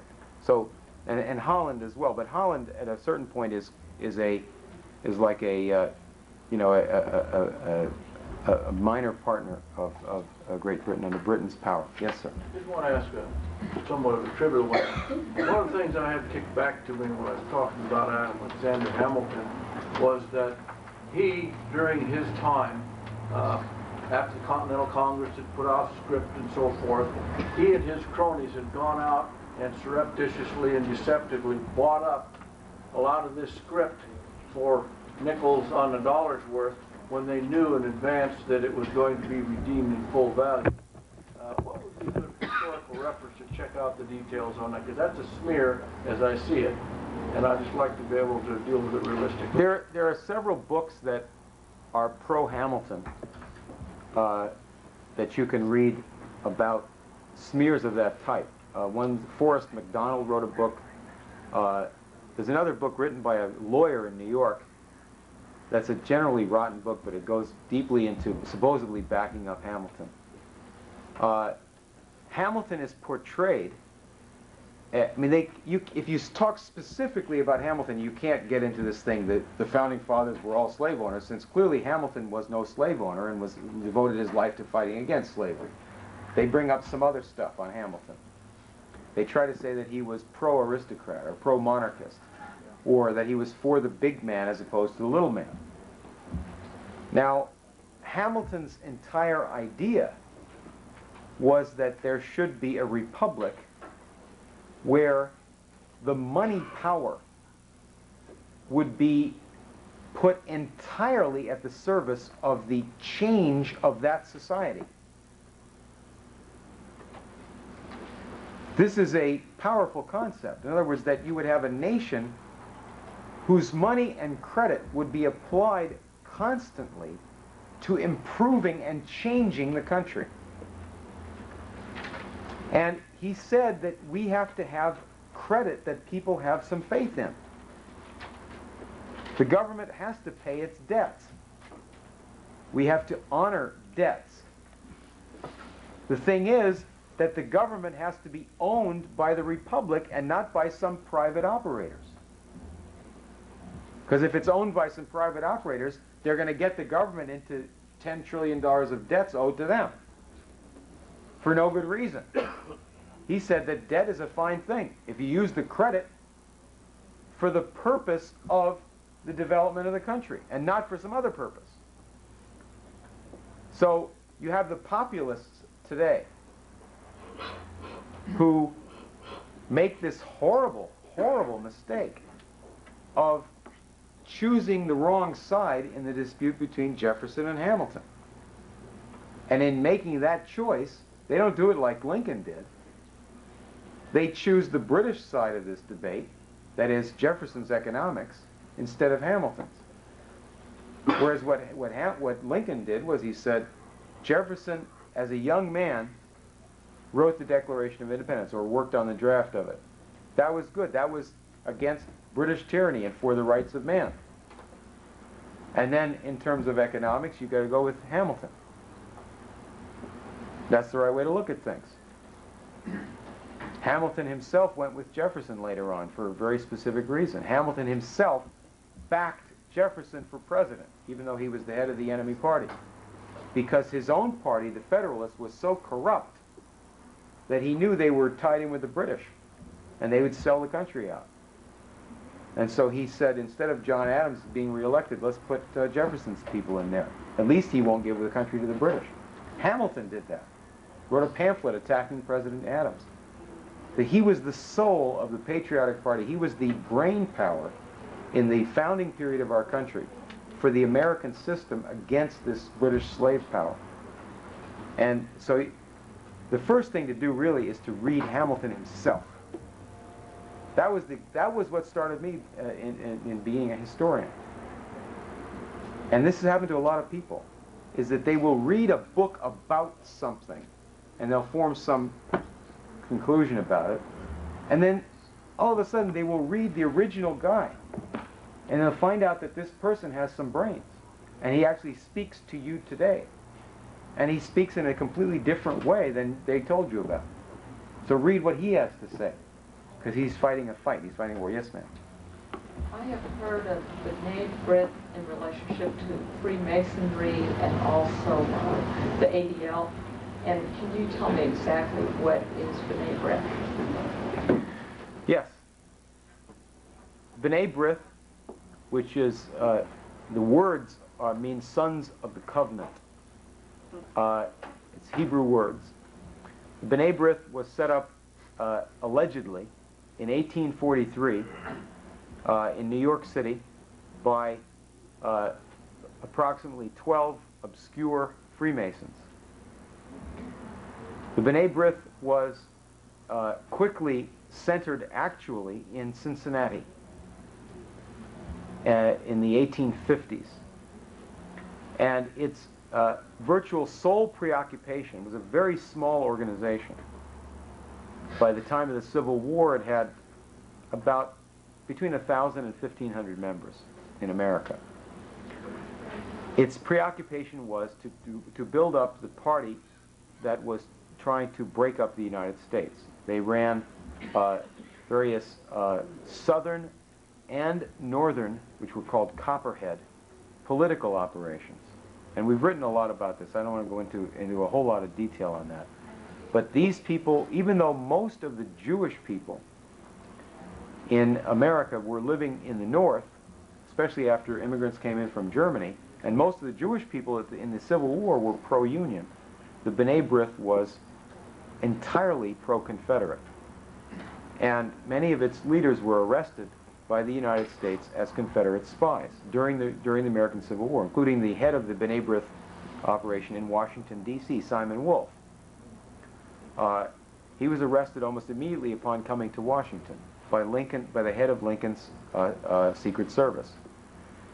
Later on, he was a close friend of John Wilkes Booth, and the day that Lincoln was assassinated, he went drinking with John Wilkes Booth, and they supposedly talked about John Wilkes Booth's personal problems, and a few hours later, Wilkes Booth killed Lincoln. This is a part of the British Party in Freemasonry, the British faction in politics, and they're allied to other British operators. So you can't understand this without, again, going back to this question of Great Britain. Remember that we had a revolution against England, and then a generation later, that was in 1776. In 1812, we had another war against England, the Second War of Independence. They wanted to take the country back. We beat them in that war. Then there was a civil war later on, 1861, and the British supplied guns to the South. They wanted to break up the United States. They didn't want to have any free countries anywhere. They didn't want to have any strong nations anywhere. So they whipped up the Southerners to fight against the United States. They lost that. They didn't give up. They still had, in fact, they had more and more power as an empire. And they have these factions. Now, I was talking earlier about their faction among the Jews. The Jewish religion is a survival from ancient times. There's various complications to it, but it's essentially identified with the Old Testament. Well, these people are not religious. The B'nai B'rith is a social organization, a political organization, and the basis of the B'nai B'rith is a political manipulation of race. They have a committee called the Anti-Defamation League. That's a committee of this B'nai B'rith. In the 20th century, when this Anti-Defamation League has existed, they have specialized in saying in public that certain people were anti-Jewish or anti-Semitic. And they're very selective about this because they didn't participate during the time that Hitler was the dictator of Germany. They didn't participate in the movement against Hitler. They also participated in the Ku Klux Klan. They also blackmailed J. Edgar Hoover, who had certain sexual problems and certain personal problems. Gay Edgar Hoover. And you'll find that the gangsters who make up, I'll give you an example of one of these guys, Morris Dalitz, D-A-L-I-T-Z, got the award from the B'nai B'rith, from the Anti-Defamation League. They call it the Torch of Liberty Award because he gave them a lot of money. But also because he's an owner of Hollywood Productions. He is he's the main corporate owner for Meyer Lansky in Las Vegas. He is one of the 5 or 6 chiefs of organized crime in America. There are other people like Kenneth Bialk and others. Organized crime of the Meyer Lansky faction, that is Jewish organized crime, is represented in the political world by this Anti-Defamation League. Now, what is their religion? See, this is where you get down to the brass tacks of the thing. In New York City, they had a chancellor of schools recently driven out of office by the voters and the parents because he was promoting something called the Rainbow Curriculum. Sounds vaguely like Jesse Jackson's Rainbow Coalition, right? Good liberal mishmash, right? Well, this Rainbow Curriculum promoted the idea that the children should be taught to be comfortable with homosexuals, with adult homosexuals. And the parents thought this was not a good idea. A lot of the people promoting that were members of the North American Man-Boy Love Association, who were pederasts. The Anti-Defamation League fought for that curriculum, helped to produce that curriculum, and fought against the people who didn't like it, including Jews, Christians, and others in New York City. Now, what's the religious basis for them doing that? Well, you have to understand what they represent. In the real world, they represent what I've been talking about tonight. These are thugs representing this traditional party of criminal activities associated with the British Empire. You've had this throughout time immemorial. You've had people who are associated with crime and who would say that they have something to do with religion, but they represent something different than that. You cannot understand these things without studying their history, and you have to ask the certain theological and other questions about them, certainly, but you have to see what they do in the real world, and they are the party of organized crime in the United States. Yes, in the back. Yeah, you touched on Hollywood's role in connection with the British. Yes. I just want you to kind of elaborate on what role does Hollywood play in all this? Well, first of all, Hollywood movie theaters, Hollywood movie producers, rather, start with the D.W. Griffith film. We've had a lot of talk about that. And Sam Goldwyn and the other people at MGM promoted that movie. That's how they got their money. That's how they started in their business.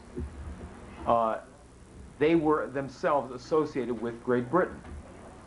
The movie industry itself gets its strategy from British Empire characters who are over here constantly in the United States. One of them was Aldous Huxley. There are other think tank members and strategists who are involved constantly in the movies. What I would do more than that is call your attention to two facts. One of them is the financial structure of the film industry, where money to pay for movies comes from laundered drug money. And the entire drug money laundering apparatus in the world is British. It's entirely British controlled. The banking industry offshore, the coordinated gambling and dope money laundering is British control. We published a book about that. That's one aspect of Hollywood. The other aspect of it is, what do we see in our time, starting in the late 60s? We see a destruction of American culture, all right? We see a massive proliferation of drugs, and you hear people who are in this drug operation coming up with the excuse that there always were drugs, which simply avoids the fact of a massive increase in dope going into the community in our period of time. It just avoids the fact of it. What launched that was a project American agencies like the CIA participated in, American doctors like the Scottish Rite in Boston participated in, psychiatrists from that, American institutions. But this is a British project called MK Ultra. It's run by the British special operations executive that had been involved in this type of thing since World War II. Aldous Huxley, H.G. Wells was promoting this before they, a long time ago. But the point is that the British had the idea that American society was too much oriented to the power of reason and technology. They criticized the space program, they criticized our technological advancement, and they ran operation after operation to bring here a new form of culture, which we got in the 1960s and beyond that. And you have to, that is what Hollywood really is today. We would never have tolerated what you have on the screen today. Horror movies designed to make you insane with fear. Music promoted by Hollywood promoters, designed to make you insane, to make you a sadist, to make you some type of an animal. We would never have tolerated these things without the drug culture and without a whole series of British initiatives in the United States, one of which, of course, happened 1 month after Kennedy was assassinated, which is when Ed Sullivan brought the Beatles over here. Yes, sir. It's kind of in regards to this brother's question over here, but Yeah. we came in late, so I'm not sure I understood as far as the conspiracies about setting up these different organizations. You said that was not the Illuminati?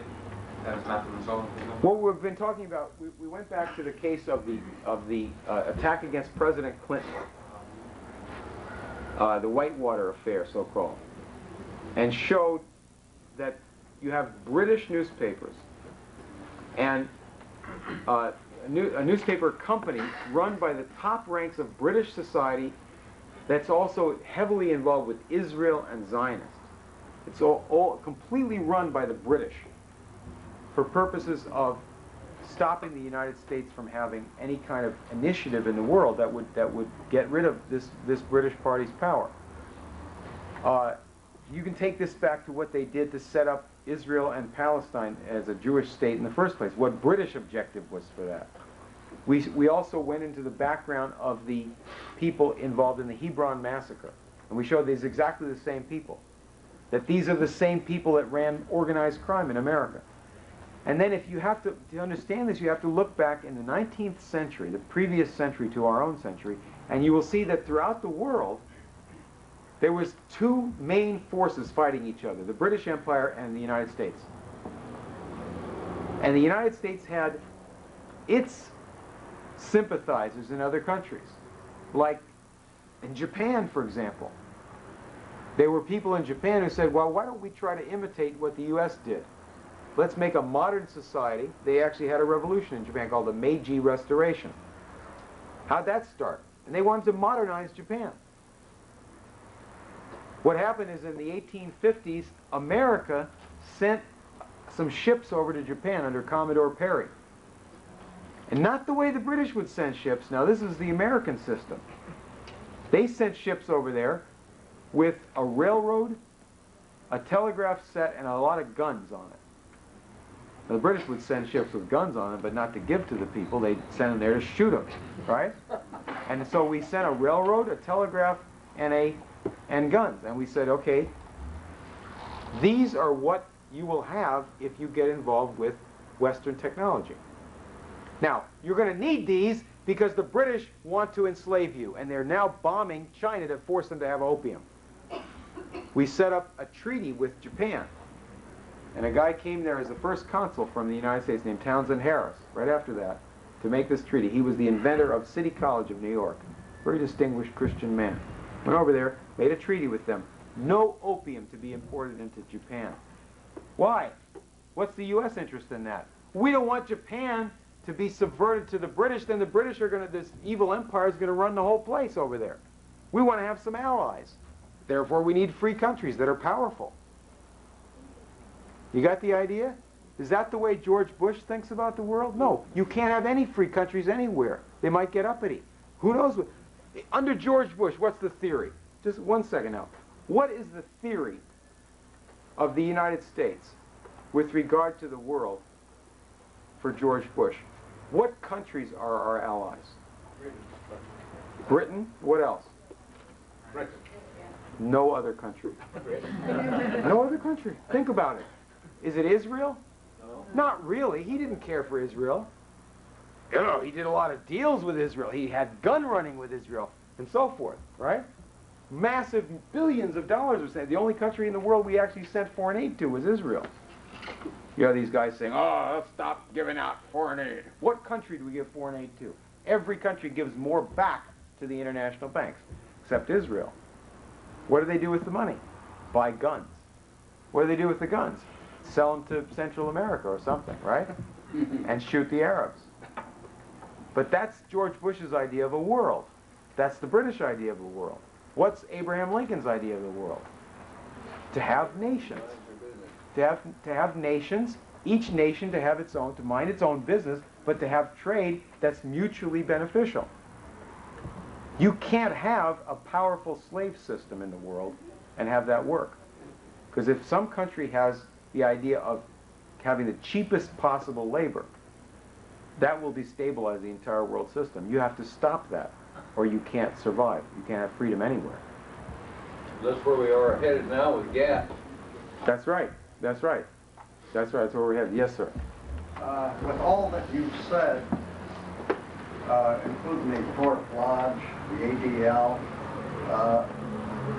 you know, I see our timetable accelerating where we may never be able to do anything about it. And people breathe in Tavistock and how OBE by the Benet Bridge is breathing into our educational system, and our children will become brainless slaves. Well, not necessarily. Here, yes. You said Tavistock. When they had this last meeting in 1948, they set up the World Federation for Mental Health at the House. Montague Norman organized that whole thing. He appointed John Rawlings Rees to be the president of the World Federation for Mental Health. That was the director of the Tavistock Institute, the psychological warfare department of the British Army, had a psychiatry clinic. They define in this clinic a lot of programs for education, children's education. We have this pamphlet about outcome-based education. There's a photograph of one of the educational exercises somewhere in the United States, designed by these Tavistock characters from England. And they're lying there on the floor simulating death as an educational experience. Well, I was in Michigan a couple of weeks ago, and there was a revolt by some of the students. They walked out because they were going to sell the school to a group in Baltimore that practices this kind of thing. Literally sell the school. It's going to become privatized to a group of people who have this type of exercise. So Michael Milken. And yeah, Michael Milken pays teachers everywhere, many, many states, to do this type of thing. But one of the young men who led that walkout in this little town in Michigan told me that, oh yeah, we have this type of exercise 3 times a week, but I sleep through it. I don't meditate and I don't simulate death. I just sleep, and most of the kids do too. The point is that that to the extent we have a political operation going in the world, this stuff doesn't have a chance. This completely rests on complete quietness of the population, and the only way that we're going to deal with that is with an incessant, constantly building up political fight that we have to do here in the United States and in every other country in the world. That's what we're doing. We're doing this all over the world. So these guys are, in my view, these guys are completely finished. The only question is the timetable. That is, we're bound to win. The question is, can we do it fast enough to avoid really terrifying tragedies in the world? That's the way I look at it. There's no guarantee when we're going to win. That's on us. We're bound to win because the system that these guys propose, for example, in economics, is completely unsound and cannot stand on its own 2 legs, because they deliberately don't invest in production and science and so forth. So it's up to us to determine how fast we win. Yes, sir. You were talking about the American system, but at the same time, I was kind of wondering, sort of about what's called a black legend. Yes. And Lyndon LaRouche method of economics to go over and prove that the black legend wasn't actually, as it was stated. Do you have any update on that right there as to how that correlates? Yes. Say something on that. The black legend means, historically, it refers to the theory that the white Christian Spaniards, Catholic Spaniards, came to what is now Latin America and persecuted the Indians, dominated them, massacred them, claimed to be spreading the Christian religion when they were only trying to rip them off, and got rid of this wonderful indigenous Indian culture, which now is trying to fight its way back to freedom. That's the black legend. Now, the originators of this black legend are the British. They're, in a certain sense, it's a mirror image of exactly what they did everywhere they went.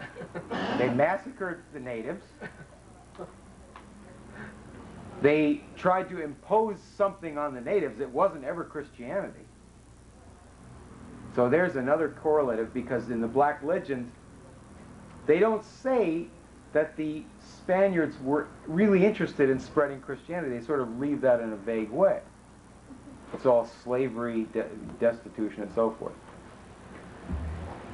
The heart of this is a very important thing. It's not a minor point, because this is something that people are terrified to discuss. Partly because there's a big anti-Catholic rap in the black community as well as the white community, right? The Masons spread this stuff. It goes right through the Masons. It comes from England. It goes through other channels. It goes through the Protestant church also. You are told when you go to school that you do not have the right, and you're told this by the media as well, that you don't have the right to compare one culture with another and say that one culture is better than another one. That's racist. Now that's an insane way of thinking. The way this applies to the black legend is to say that the Christian Spaniards who came into Latin America and intermarried with the Indians, forming a new so-called race of people. I don't go for this race thing. There's only one race of humans. Forming a new color or a new color scheme or whatever it is, right? That they got rid of this wonderful native culture.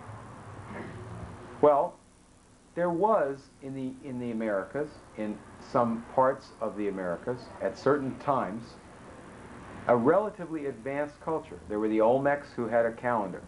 There were other people who made accomplishments, none of which would be approved today by the British or by the environmentalists. They studied astronomy rather than astrology and so forth. They built cities. In some places, they fell to great depths of degradation. For example, the Plains Indians. If you would want your children to live in the degradation of the Plains Indians, forget about the white man's role in anything to do with them, who did not have settled agriculture but chased buffaloes off cliffs, who lived in a state of warfare. Not all Indians did, but some of them did up there. Much worse than the Plains Indians, the Aztecs in Mexico, who practiced satanic, not just rituals, but sadistic satanic acts, and were the scourge of neighboring peoples, including peoples that had had a higher culture and had invented technologies and cities which the Aztecs took over and did not invent themselves, and are given credit by a bunch of anthropologists who hate all dark-skinned people anyway. Now, if you were not to say that the European culture, European Christian culture, that came into Mexico was better than the Aztecs, that brought in churches, that brought in music. You ever hear a mass written by a Mexican composer in the 1700s? You should, they're beautiful. Did you ever see some of the churches they built? They're beautiful. Do you know that Mexico outlawed slavery? Spanish Mexico, not Aztec Mexico. Aztec Mexico is based on slavery. Spanish Mexico, Christian Mexico, Catholic Mexico outlawed slavery. Right? What year? What's that? What year, when?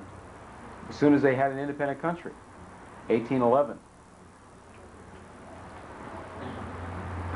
So, now, are we not able to compare the Christian culture to the Aztec? I think we should. How can you prove that that's the right thing to do, that's moral and not racist? Let's compare make a few other cultural comparisons, which are by your politically correct school teacher or media says you're not allowed to. Let's compare the culture of the United States of 1994 to the culture of the United States in 1963. We're a lot worse than we were. We don't know as much. We're not as moral in almost every sense of the word. Life is cheaper. We don't believe in preserving human life. We have mass abortions. We have mass pornography. We have mass drugs. We have mass homosexuality. We believe in killing grandma, and half the population agrees in this now, right? Euthanasia. We don't know as much. We don't know as much science, foreign languages, and on, right? So the culture has declined. I think we can reverse that. But you've got to be able to compare what we were in the era of the Kennedy space program and the Martin Luther King civil rights movement, which uplifted our country and was an example from past times also. We had things similar to that. So our culture is worse today than it was in '63. Let's take Germany. Compare Germany 1943 to Germany 1798. Aren't you allowed to make that comparison between one culture and the other? It'd be pretty stupid if you couldn't say that the culture of Hitler was worse than the culture of Beethoven. Same country, but different culture, right? Can you make a comparison and say one culture is more moral, is superior to another? You better, or else you've lost your whole power of judgment. What are you, insane? So the Black Legend is based on these British characters like Aldous Huxley, and also some people in the Catholic Church, like certain Jesuits and so forth, who have this idea of cultural relativism and ethics, medical ethics, like Georgetown University, where human life is cheap. Right? Yes. Well, the British Empire is the chief source of this philosophy in our time. Absolutely. And of this war against the Christian faith, which they call a war against the Catholic Church. Yeah. All right, here, let me ask you. Go ahead. Yes. Yes. Has Mr. Rabin criticized the ADL? I don't know that he's criticized the ADL by name. I know that there has been a big shakeup in American Jewish life in a very short time. There was a big crisis in the Zionist Organization of America. There was a big shakeup in the AIPAC, the what do you call it? The American Israel Political Action Committee, where they fired some of these open provocateurs, you know, so-called pro-Israel. They were so pro-Israel they wanted to blow Israel up, right? And the Israelis don't appreciate that. They have a country to run. That's the way they see it. And the interesting thing is that Perez and Rabin come from the same party, but they live in the real world. The real world is not based on evil. The real world is based on people going to work, producing a product, feeding their families, and trying to maintain some type of stability, right?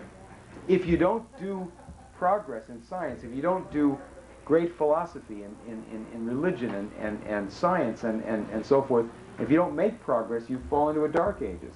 So they get to the point where these crackpots are running all these dirty operations. I think now it's obvious that people representing the Israeli government are operating in the United States in a real sort of a reverse favor for all the good things that, you know, these American Jews, so-called, have done for Israel. They've got Israeli government agents over here working against the ADL to a certain extent. You had a guy down in Texas, in the Jewish Federation of Houston, just a couple weeks ago, had a speaker from Germany who had been in the German resistance to Hitler, the White Rose organization. He came to Houston to speak at the Jewish Federation, and he said that the idea that Germany is overrun with neo-Nazis is a lot of baloney. There's no such danger. And the idea was to try to counter this hysteria promoted by Meyer Kahane and the Anti-Defamation League for fundraising and other purposes, that everybody in the world who's not a Jew is a Nazi, particularly Christians, and that Christianity itself is the same thing as Nazism. They said, wait a minute, if you promote that, all you're going to get is Nazism. Yes, ma'am. What is the relationship between the Rothschilds and the Rockefellers owning all the banks and all of that, and FEMA and all of this?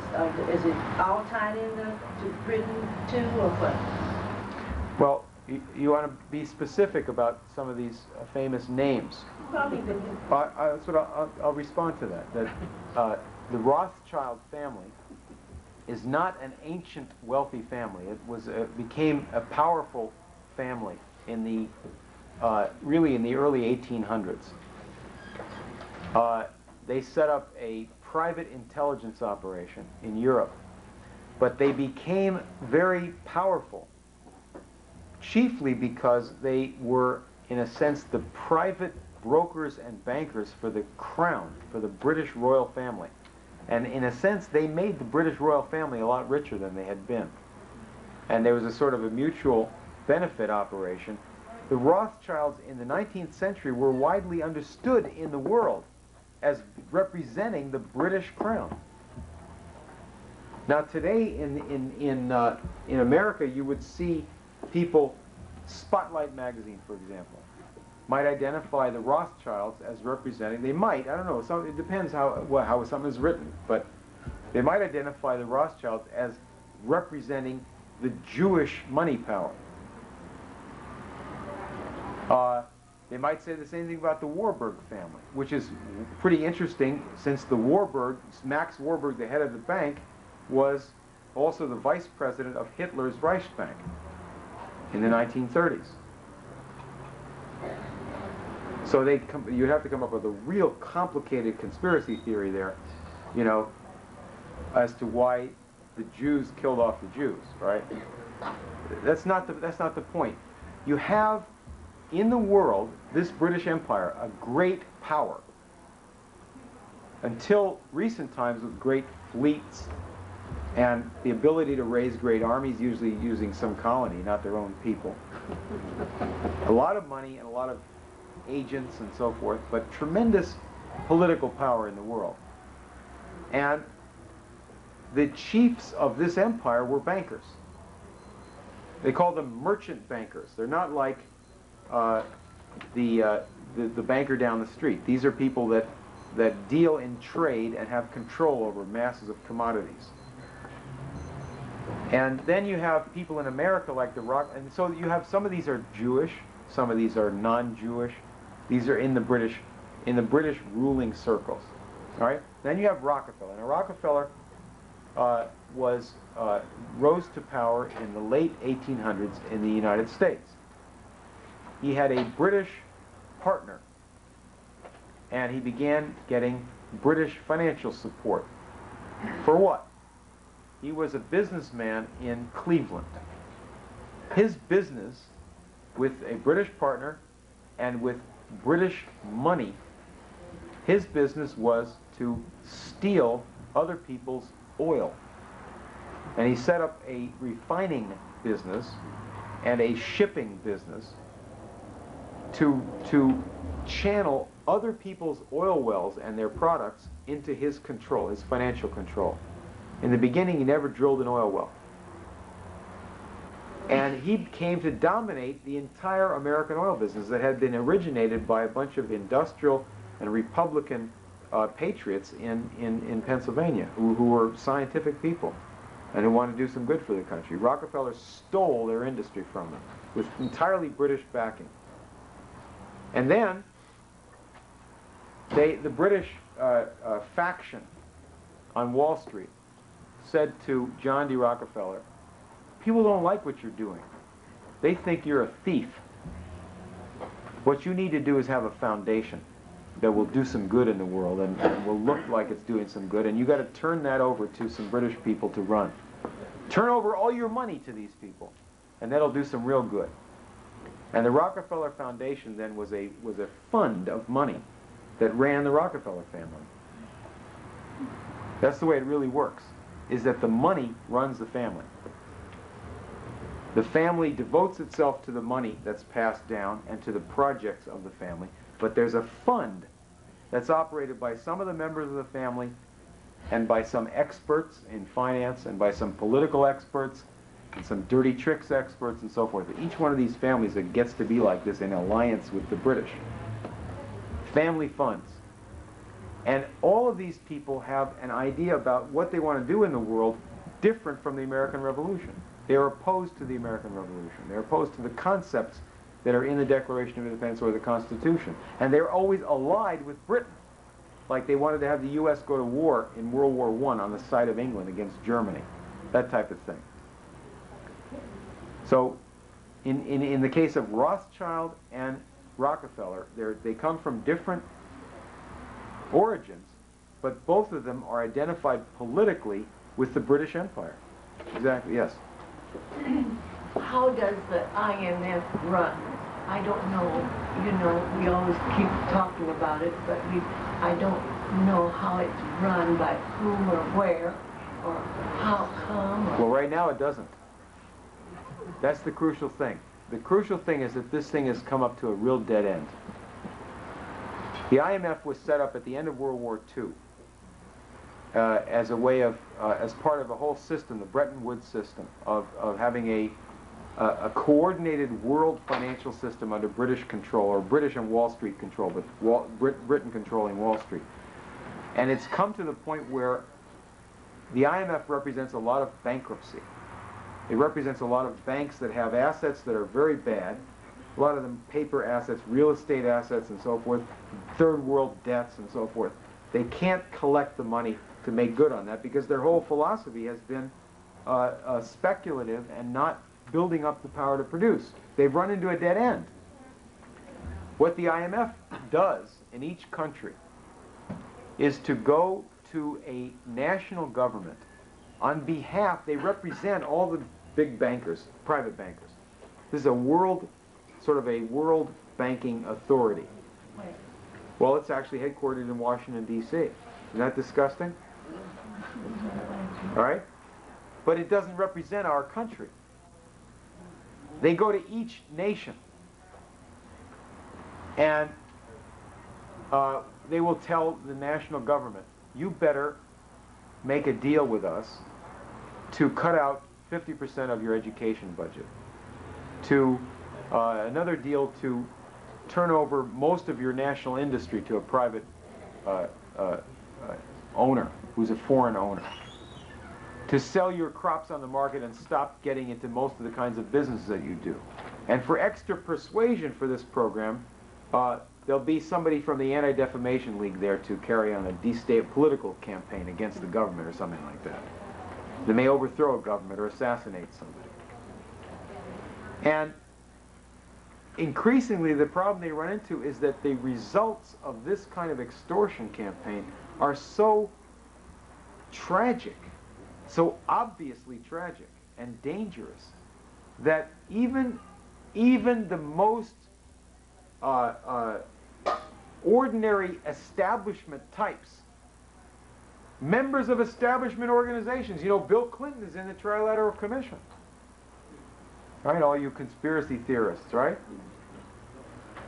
But people can see this is leading to annihilation.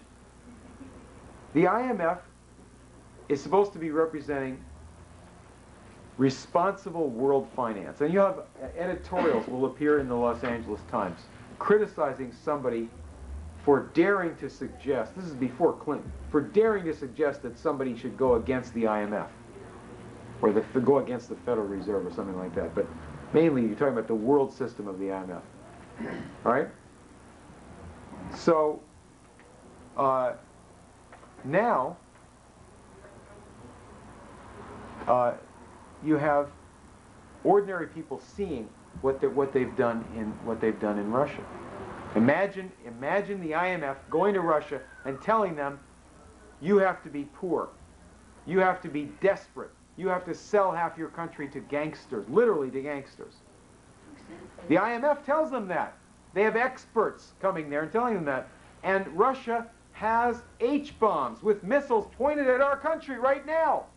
They're poor because under communism, they went into this crazy program of a military build-out without the most advanced science. If they'd taken LaRouche's deal, they would have had a joint operation with the United States. Could have solved this problem.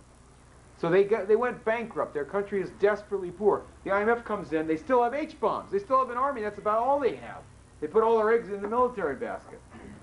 So the IMF goes there, and they get Jeffrey Sachs from Harvard, and George Soros, and other speculators and scum goes over there with the IMF bankers, and they say, welcome to the West. Now you've overthrown communism. Now we're really going to get you. You got to give us everything you have and die of hunger. Wait a minute, the IMF is really trying to collect debt, are they not? They're not. That's not a good way to do it. They're trying to, but they're not going to succeed that way. That's their only reason for being there. Not really. I don't think that. Well, that's a format. It's a logic, but it's clearly not logical because to collect debt you have to make an investment. You have to, for example, if you're in the mafia and you loan somebody $5 and expect to get $1,000 repayment, you might get it, but you can't do that for a whole country. If you're in business and you want to collect debts over a period of time, you need to invest in something where people can produce a profit. IMF has made a lot of loans to Russia, to China, and to South American countries. How big? Which country have they loaned money to develop the country? I don't know what it was for. Now, maybe Mexico's debt was sold to the IMF. I don't know, but their Mexican bank debt used to be about $85 billion when they defaulted in August '82. Okay, now here's the crucial thing. This may seem like a slight difference to you, but this is the crucial thing. And this is what I was getting at with Hamilton. It's different from the British system. Your country has sovereignty. Your nation has a sovereign power based on the people, right? The people constitute themselves the nation. The nation, hopefully an elected government of responsible leaders, has a certain kind of sovereignty. This sovereignty has a crucial decision to make. That decision is, what shall we do with the credit power of our country, of our sovereign nation? Because that decision decides almost everything. You could go two directions. You could either use your credit power, as it should be used, as a power to hire people to work productively, so that they can do agriculture and industry and inventions and science, and teach children to be scientific and inventive, to be geniuses, hopefully, a lot of them. That's what you use credit for. Or you say that credit is there for those who are powerful to use as they desire. And those who have a power that is apart from that type of national sovereignty idea and development idea are of necessity gangsters. So there are really two systems of credit. The system of national sovereignty and development, or the crime system.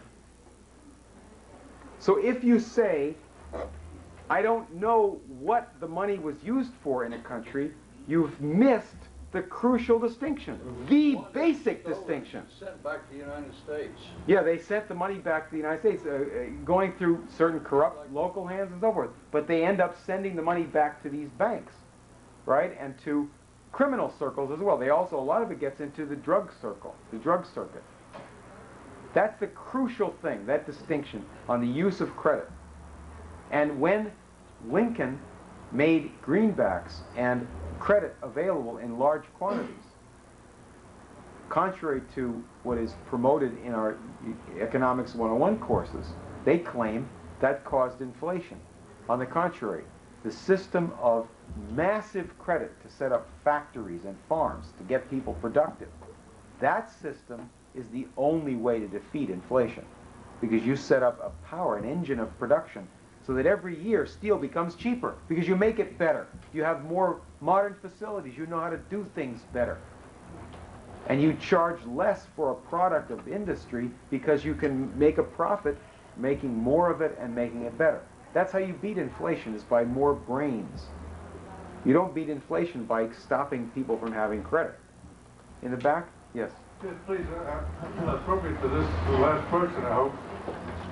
I've heard somewhere that actually a lot of American development, let's say in the 19th century, maybe even earlier, was financed by the Russian Tsars, and that we therefore had a sizable debt to Russia until the revolution in Russia, and that some of our, as you say, gangster-type so-called leaders in this country wanted to promote communism and the revolution in Russia so that they could say, well, we don't owe you guys the money, we owed it to the Tsars. The Tsars don't exist anymore. And so they got rid of the debt that way, supposedly. Well, if you don't mind, I'd like to take this topic up, because it's an important topic, but it's a little bit different than the way you said it. But it is important along these lines. First of all, there is a myth that I've never heard, frankly, this story about the Tsars paying for American development. However, there is a myth that the British paid for American development, including the Rothschilds. And, of course, you know who says that is the British and the Rothschilds, right? They say in particular that the Rothschilds and the British, or the Bank of England or the Rothschilds, paid for the railroads to be developed. Now, as I said earlier, American government, either national, state, or local, played a role in every railroad development. We had things like the Army Corps of Engineers and similar organizations, Army engineers participating directly in much of this. We did have a Bank of the United States twice, in two 20-year periods, crucial times in the early part of our country. And that bank coordinated private investment in things like railroads and industry. They did go to foreign countries to get investment capital. And in fact, Nicholas Biddle, the president of the Bank of the United States, was very popular in England among the middle class, not the Bank of England characters, but the middle class, because they could make money investing in American railroads. It caused a big problem for the British, because you can make prosperity for everybody doing this kind of system. Now, there's also a slander about the Bank of the United States. It's also, unfortunately, promoted by a lot of populists who claim that the Bank of the United States was controlled by foreign bankers. Absolutely untrue. There's no proof of that whatsoever. The fact is that the exact opposite is the case. The exact opposite. That the Bank of the United States is the only hope of the world for stopping foreign bankers from dominating your country. It's precisely the opposite of what the populists say about that. Now, the United States did have an important relationship to Russia. The first railroad in Russia was built by the American Army Corps of Engineers. In the 1840s, George Washington Whistler, who had been an engineer in West Point, and he had built earlier the first American railroad along with some other West Point engineers, appointed by President John Quincy Adams. This is the Baltimore and Ohio Railroad, first American railroad. In the 1840s, a little bit later, he was hired by the Tsar to go over to Russia and build the first major Russian railroad from Moscow to St. Petersburg. And they brought locomotives from Philadelphia. And he died in Russia. His son was a famous painter, Whistler, who made the painting of Whistler's mother. Russia repaid that debt to America in the Civil War by sending their fleet to the San Francisco and New York harbors to demonstrate to Britain and their puppet France that they better not get involved in the American Civil War on the side of the Confederacy, or they'd have a European war on their hands. America repaid that debt to the Russians by having the guy who built the Union Pacific Railroad, Grenville Dodge, Abraham Lincoln's chief engineer, go over to Russia in the 1890s and be the consultant on building the Trans-Siberian Railroad, which was built by the great westernizer of Russia, Count Witte, W-I-T-T-E, who was a follower of Alexander Hamilton and Frederick List, who wanted to modernize Russia by the American methods. Unfortunately, America was already going under British ideology, so Russia had to try to do something there. The Russian Revolution itself, promoted by the British Party and Warburg and Harriman and this whole party, the Russian Revolution itself was designed to defeat the American types in Russia who were doing something in the late period of the Tsars to build up a modern system in Russia. They built up an oil industry. They built railroads. They had tariffs. You know, we tell the people in Russia, don't have the government interfere. We tell them that now. Do what we say, not what we did, to build up our country. But that's how Russia got built up itself before the communists took over. Is they had tariffs, they had public development of railroads, they had public promotion of industry, public promotion of science by science academies. Not communist and not totalitarian. Sometimes they had that, and sometimes they fell back under British influence and had free trade and degeneracy, and their industry collapsed. So you had these two systems fighting it out in the world, the British Empire and the United States of America. Our greatest triumph, the greatest moment for us as a nation, was right after the Civil War, when the Confederacy was finished. We had the greatest army in the world. We didn't have the biggest industry in the world, but we're on our way to that with laws passed by Lincoln's government to allow American manufacturers a chance to do something in the market with high tariffs. Cheap credit was available. Public colleges were out there. Private ownership of land by the millions of farms and so forth. At that moment, the world was looking at this spectacle of America as a free country that had finally done in law what its declaration had said about all men are created equal, because we'd abolished slavery. And then you look at the end of the century, only 35 years later, and we fell backwards. We put into effect Jim Crow laws to take back voting rights that had been won in the Civil War. And we were going under British influence in industry and science and technology. Yeah, we made some progress in the 20th century, but actually most of your inventions that we've had in American history are from the 19th century, are from that period. The electric industry, the electric light, motors, and everything to do with this modern society, with the exception of nuclear energy and spaceflight, is all from the 19th century. And if we keep letting the British run our system, we'll never have nuclear energy or spaceflight in the atom. Wouldn't it be illogical for the British to promote the Bolshevik Revolution, because that way they would lose an ally in the war against Germany? And I can see why they would, during the Russian Revolution, the British supporting it. Once the communists came to power in Russia, they backed out of the war against Germany, and that freed up more German troops in the Eastern Front to fight against the British, or to fight against the British and the French. Yeah, but it doesn't work that way. What you have a movement. What's the war about? Why have a war? Why have the First World War at all? The war is designed to destroy European potential. The war is designed to eliminate one great threat that you have in geopolitics theory. That threat, according to the British, and they write about this in a lot of books, is the threat that you'll have a strong Germany and a strong Russia and a strong China and maybe some other countries, and that these countries might combine with the United States as a strong country. They might all have, not make one country, that's not necessary or good, but that they might be allied to one another, and so much for the power of Britain. And so the idea is that there should never be on the Eurasian landmass any powerful nations that are not somehow in desperate conflict. And you always have war or destabilization against one or more of these countries, particularly to keep Russia and Germany fighting each other.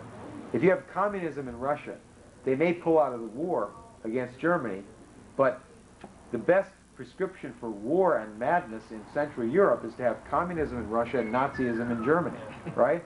So you just let the fiends of hell loose on the planet Earth, according to the British theory. Yes, sir. Tell us how Britain acquired Hong Kong. Yeah, it cost you $16. Get it in the dope ink book. Seriously, it was a result of the Opium War. In the back. This question in the form is tied in. What are the gentlemen on the blackboard doing during the rise of Germany, during the era of Bismarck? Isn't German unification completely what these banking houses are against? Yes. Well, it's slightly complicated. That the first, the creation of Germany as a nation starts with the tariff union, the Zollverein, that was promoted by this guy who was in America, Frederick List. He actually was in Pennsylvania helping to organize the development of our industry.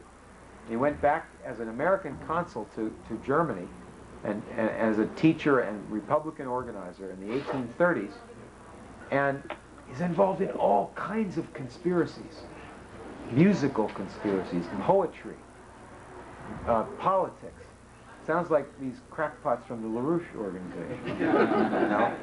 He, as an American consul, Frederick List carried musical scores from Schumann to Heine.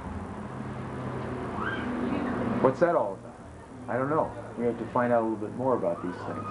There was coordination between the publisher of Schiller, and his name is Koto. What? Kota, yeah.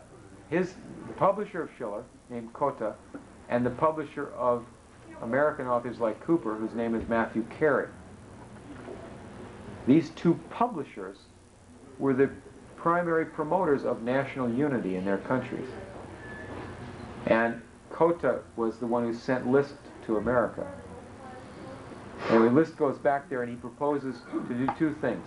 To build railroads all over Germany, to tie these little principalities together into a modern nation, physically and commercially, and also to have one tariff for the whole of all these German states, to combine them into one, like we did it in the American Constitution, that each state doesn't have a tariff against another state. You don't have to pay taxes to go from one state to another, or tariffs. But that you have tariffs around your country to protect your whole country from outside dumping.